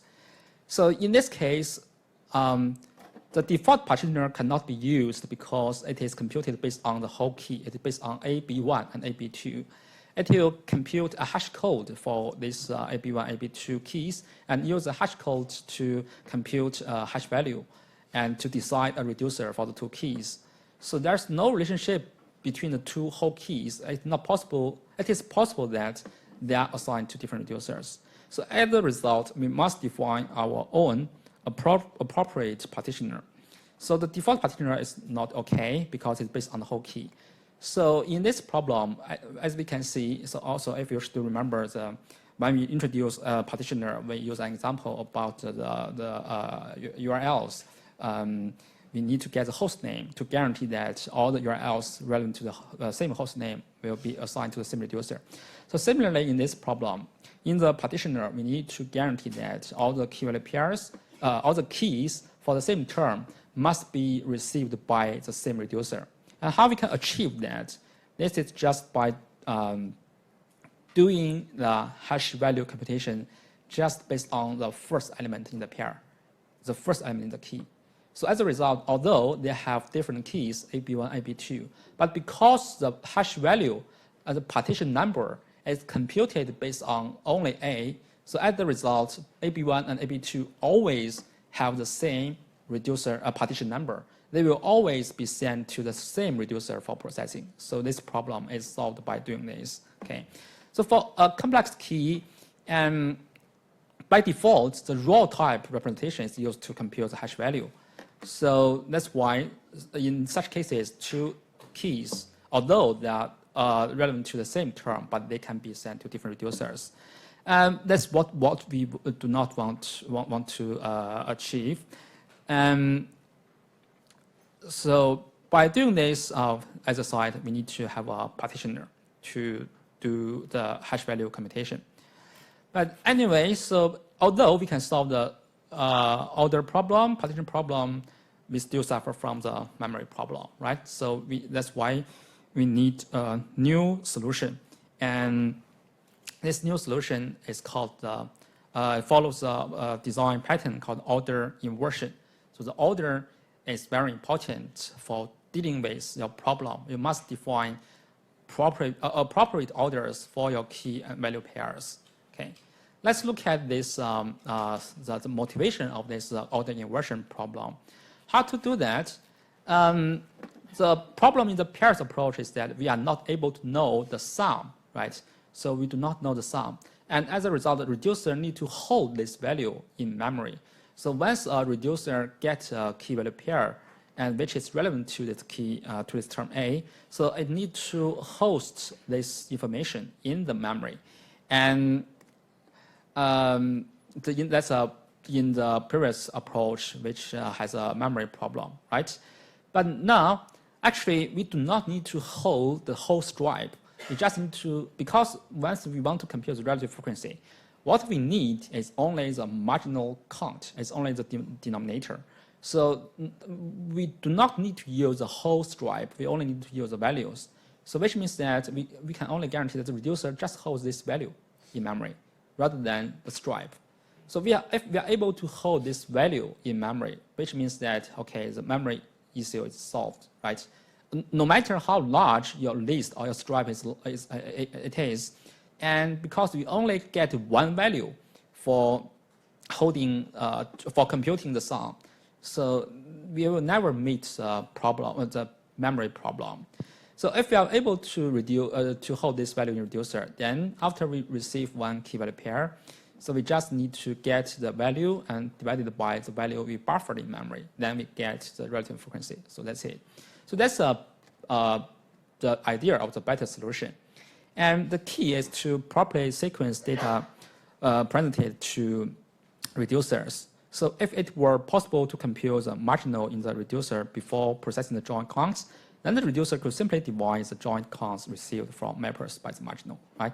So let's just follow this idea. In the reducer, we only need to keep track of this value.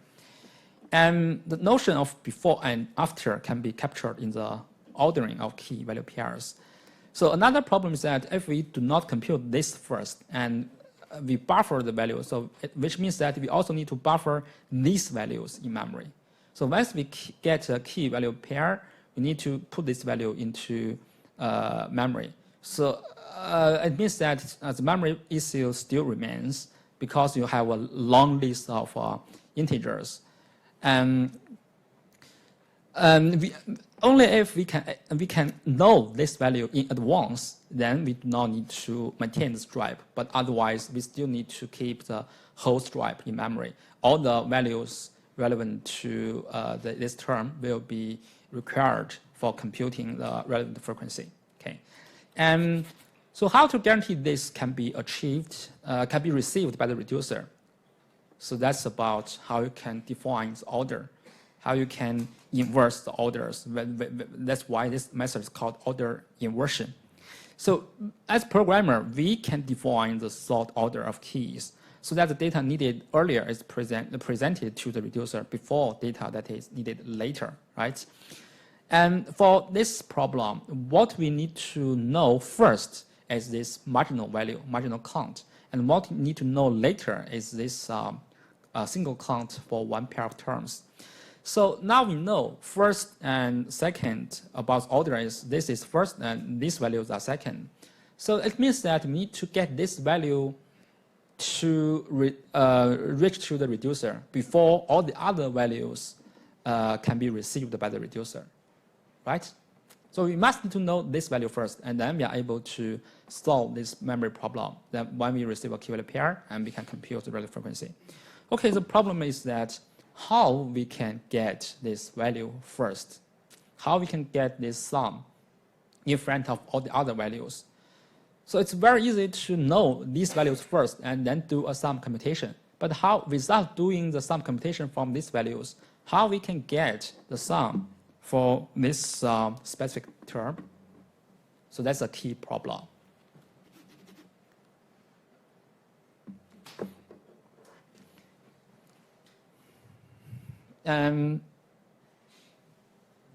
You can think about this question for maybe maybe 1 minute to think about, do you have a solution for this problem? So what we want to achieve actually is already very clear. So based on the pairs approach, what the reducers will receive this, and after specifying the orders, we will receive them by orders. But now we don't want to buffer the stripe, and what we want to do is we want to get this sum first in the reducer. So the reducer just need to buffer this value in memory, and then we get a key value pair. We just use this to compute relative frequency, and then until we reach another value for another term, then we replace this buffered value. Then we compute relative frequencies for the other terms. So obviously, without changing the mapper, it's not possible to achieve this. previously the mapper only sent out one key value pair. It just, sorry, not one key value pair. It just sent out the key as a pair of terms as a key, and the value for this pair. So that's it. But if the mapper still do this, in the reducer, you are never able to know this value first. So which means that you must do some change to the mapper. You need to do something more in the mapper in order to get this value in the reducer. Okay. Because of time limit, so I'll show you the solutions. So which is based on the order inversion. And in the mapper, so additionally, we emit a special key of the form wi and star. And this is used to compute the sum for all the pair of terms containing this term wi. And so the value associated to the special key is 1. That represents the contribution of the word pair to the marginal. So once you meet one pair of terms, you will increase a value for this wi star. So you will also emit wi star 1. And as a result, in the reducer, it will receive wi star and all the co-occurrence relevant to wi. So in the reducer, after doing aggregation, this will be the sum of the row, right? So the idea here in the mapper is that besides you emit one key and one co-occurrence, you also need to emit one key with wi and star and one occurrence, the occurrence of value 1, which means that that pair of term contributes 1 to the sum. So in the reducer, by aggregating all the values for wi and star, it will get the sum. So the next thing is that you must make sure that the wi star will always be received by the reducer first. And so the sum will always be computed prior to the other keys, the other pair of terms relevant to wi. So that's a basic idea. And in the mapper, what you need to do is just this: emit another key value pair, which is wi star and 1 for one co-occurrence of 2 terms. And in the reducer, first you need to define the sort order. The sort order first guarantees that all the key value pairs comes in order according to the first term and then according to the second term. And next is about this special key. The special key is always received before the other terms for wi. And next, you need to guarantee that the key value pairs for the same term wi must be assigned to the same reducer. So this is by using a partitioner. So as a site in the partitioner, when you define the partition computation, you only do the computation based on the first term wi. So as a result, all the pairs for wi will have the same partition number, and they will be sent to the same reducer. And as an example, okay, sorry. No, you do not know the sum in the mapping stage. You just emit some result out, and the sum is still obtained in the reducer side. Maybe I didn't explain clearly. So the sum is all the co-occurrence of the other terms with wi, right? So in the mapper, once you reach a term such as that represents, you get one pair. You know that this pair contributes to the sum for that by 1, right? So you emit that star 1 to the reducer. Okay, so for all the term pairs, it will do this. So as a result, for all the pairs that and some term, it will do this. So finally, in the reducer, you will receive that star and a list of values. You do an aggregation for these values, then this will be the sum for all the key value pairs starting whose key whose first term in the key is that, right? Okay.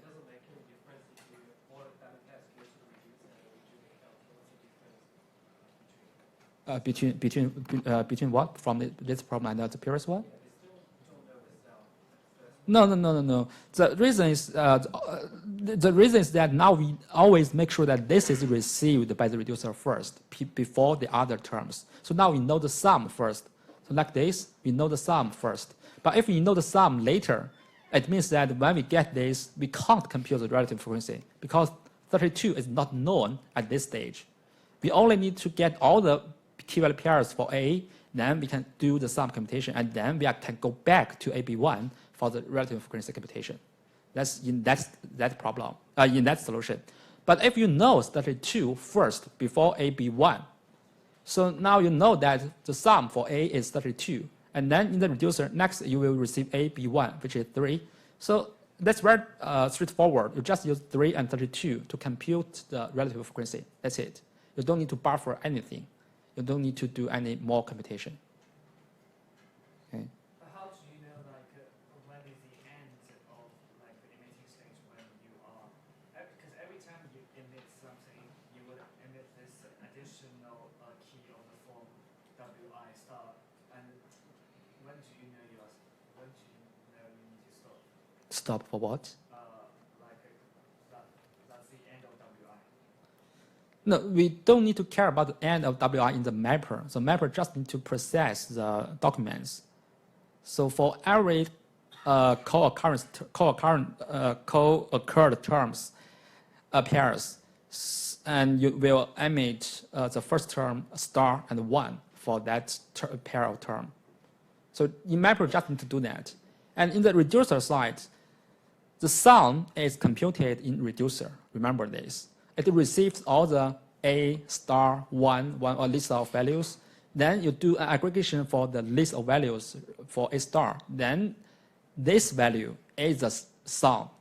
Like in this example, it is 32, which means that next you can use 32 for the computation of all the relative frequencies for with regard to the term A.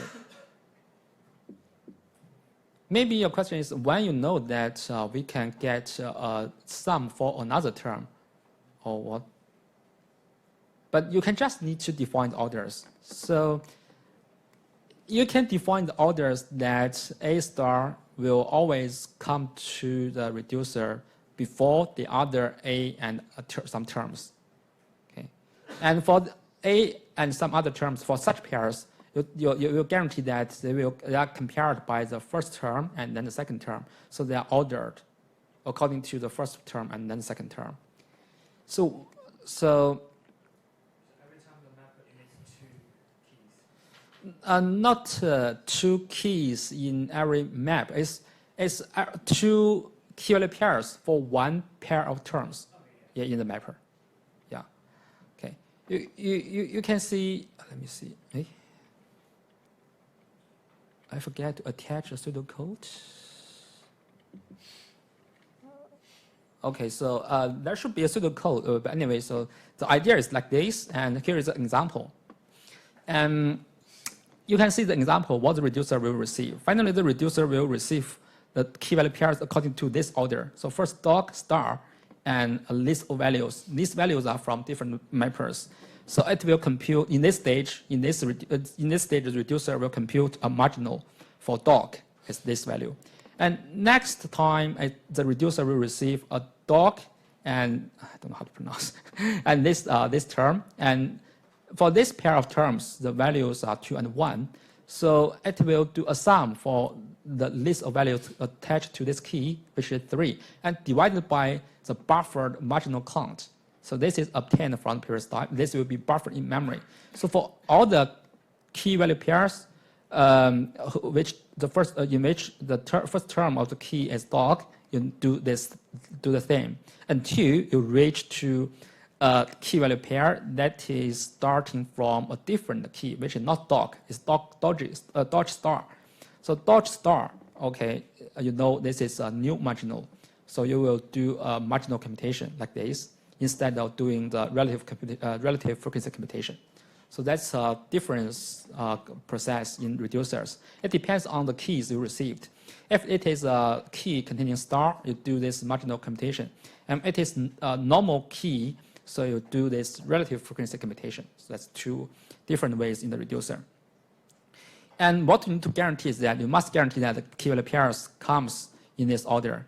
And this will be received first by the reducer.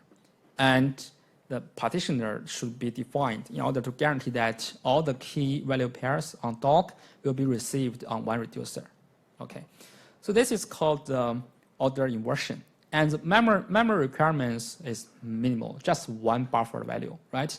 Only the marginal need to be buffered in memory, not the whole stripe. And if you do not use this order inversion, which means that you are not able to know the sum in advance, so you need to buffer all the values, and until to the end, you know that for all the keys relevant to one term have been received by the reducer, then you do a sum for the buffer values, and then go back to each value to compute the relative frequency. So in that case, you need to maintain the whole stripe, which would be very large and cause a memory problem. But now you just need to you just need to buffer one value in memory. So that's it. The memory requirement is very small, and no buffering is of the other information is required, and there's no scalability bottleneck. So as you can see from this problem, the key ingredients for the order inversion is that you need to emit a special key value pair to capture the marginal. So this is a special key value pair like A star. You use this to capture the additional sum information. And then you need to control the sort order for the intermediate key so that the special key value pairs is processed first. So the sum can be obtained first.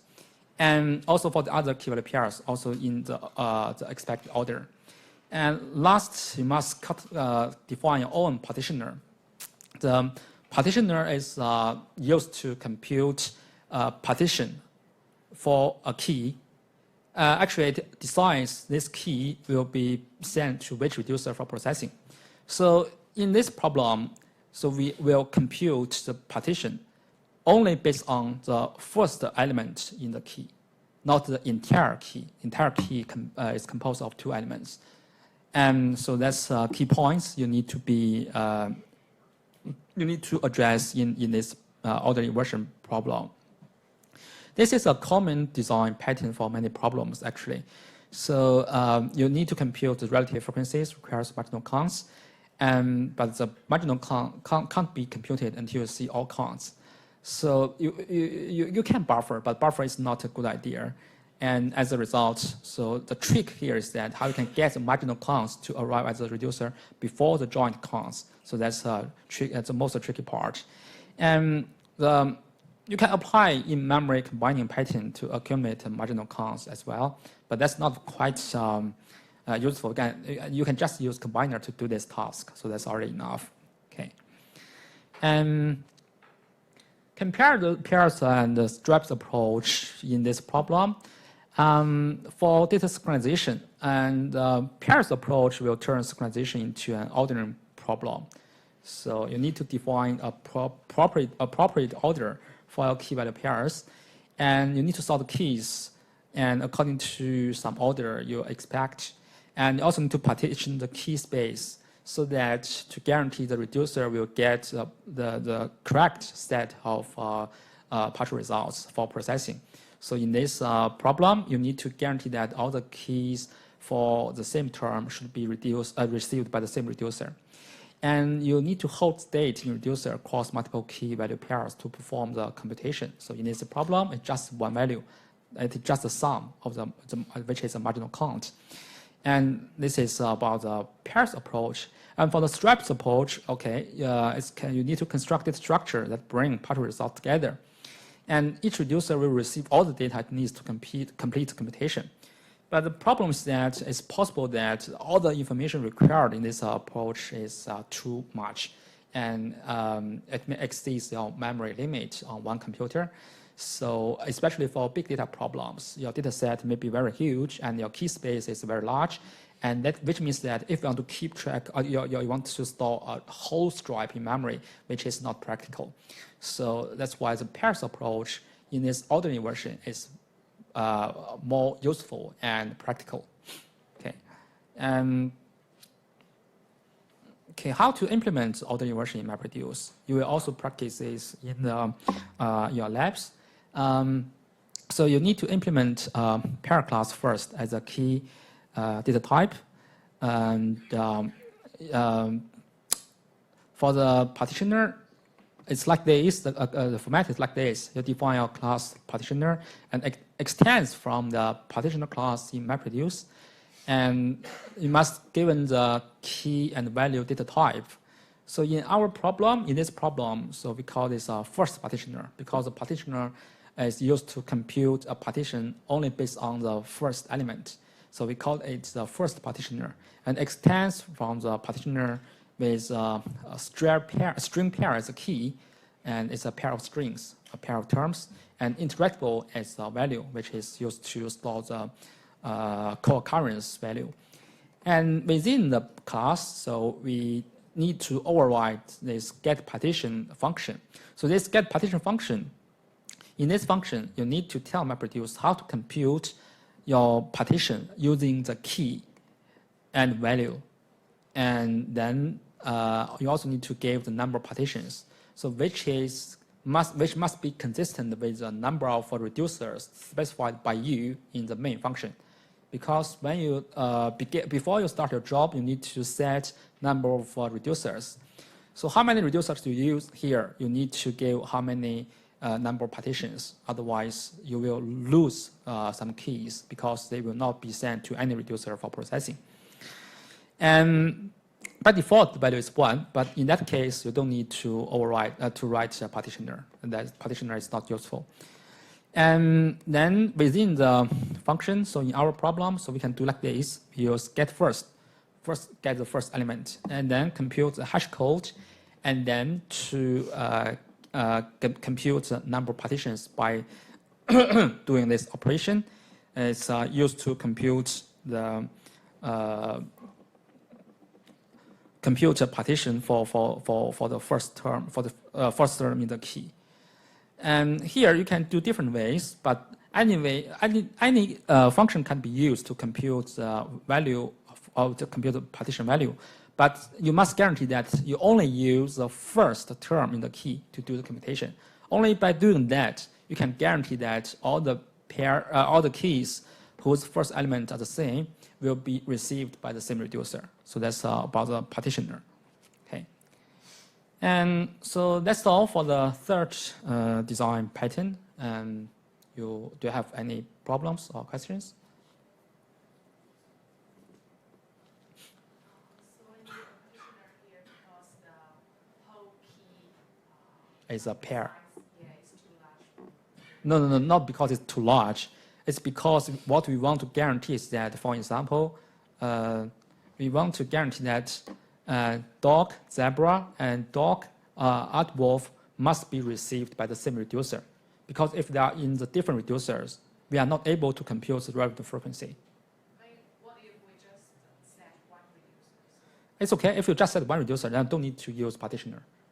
And like which pattern we choose is based on our task flows. Because in the previous, we don't need to calculate the frequency. We just need to get the count of the co-occurrence. So we choose maybe the stripe design pattern. And in this case, because we need to know like some of the like A pair first, so we need to choose the pair maybe twice. I didn't say that the stripe approach is better for the previous problem. So you can see the efficiency is better, it's faster. But the problem is about the memory. So it's still similar to this problem. If your data set is large, your key space is large, in the co-occurrence computation problem, you still have the memory problem. You may not be able to hold the whole stripe in memory. So that's why I said you need to get some solutions in between pairs and approach. You can, because using pairs is too slow, but using stripes consumes too much memory. So some solutions in between pairs and approach would achieve both, would utilize both the advantages of both methods. Okay, but but you are right. Sometimes you need to think about which method is better, and you have different ways for different algorithms for the same problem. But because the problems the data size for the same problem may vary, and also some other features for the same problem may also be different. And you need to analyze what kind of problems you're trying to solve first, and then decide which algorithm should best suit your application, suit your problem. So that's very important. You always need to analyze your problem first, and then think about the solutions. So no solution is perfect for everything. Okay. So this is about implementation. So I think now by this problem, you should be able to understand why the partitioner is more useful, why the partitioner is necessary in some problems, right? Because you need to guarantee that some keys must be sent to the same reducer for processing, and otherwise you will meet problems. For example, in this problem, if you do not guarantee that these key value pairs for dog are received by the same reducer, so this dog star can only be received by one reducer, right? So okay, on that reducer, it is fine. You can compute the random frequencies for the key value pairs received by that reducer. But for the other reducer, for example, if dog zebra is received by a different reducer from this one, then on that reducer, you do not know the sum. So you are not able to compute the random frequency. And for reducers, it's not, if you want to share the information for the sum, it's not, I can't say it's not possible, but it's very complicated and also not convenient and also not efficient to do, also very complicated to do that. So that's why the partitioner can help for all the keys to be received on the same reducer, okay? And any more questions? Okay. Can partitioner be used to partition based on the value also in some cases? You mean if the value can be used in the partition computation? Yeah, sure, because the value is one parameter of this function, so you can also use value for the computation. So that means that it's still because depends on your application. So if the value also determines which key value, which reducer should be used to process this key value pair, then you can do that. But I think normally it's still about the key. The value will normally not be used in computing a partition. Yeah. Okay, so if no, then I will leave this topic to the next week about value to key conversion, also called secondary sort. So let's finish this lecture and see you next week.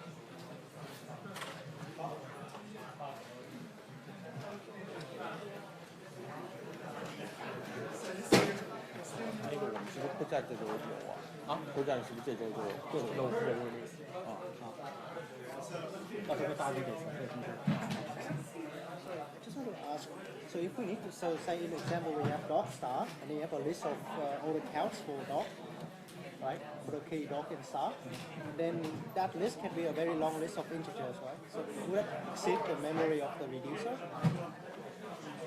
I'm sorry, well, I didn't have a question. So we go back to the first slide. page 58. So you need to, yeah. So you need to send this key and values to the reducer, right? Yeah. So could it be a very long list of integers that the reducer has to? Not be very long. It depends on number of mappers. So each one is from one mapper. Yeah. But it depends on the unique values of the how many words you have in your file, right? No, it depends on how many mappers in your system, how many mapper tasks. So each one is obtained from one mapper. But then how can you get the sum from the different mappers? Yeah, it's a touch screen. You can use a combiner to do that. It's a kind of mini reducer. Alright, so you need a combiner, otherwise you have a very long list of... without using combiner, yeah, you may have this problem. You have a lot of ones. Yeah. That's we run back to the memory problem, because we have a very long list of integers. Even though it's one, but it's still reserved.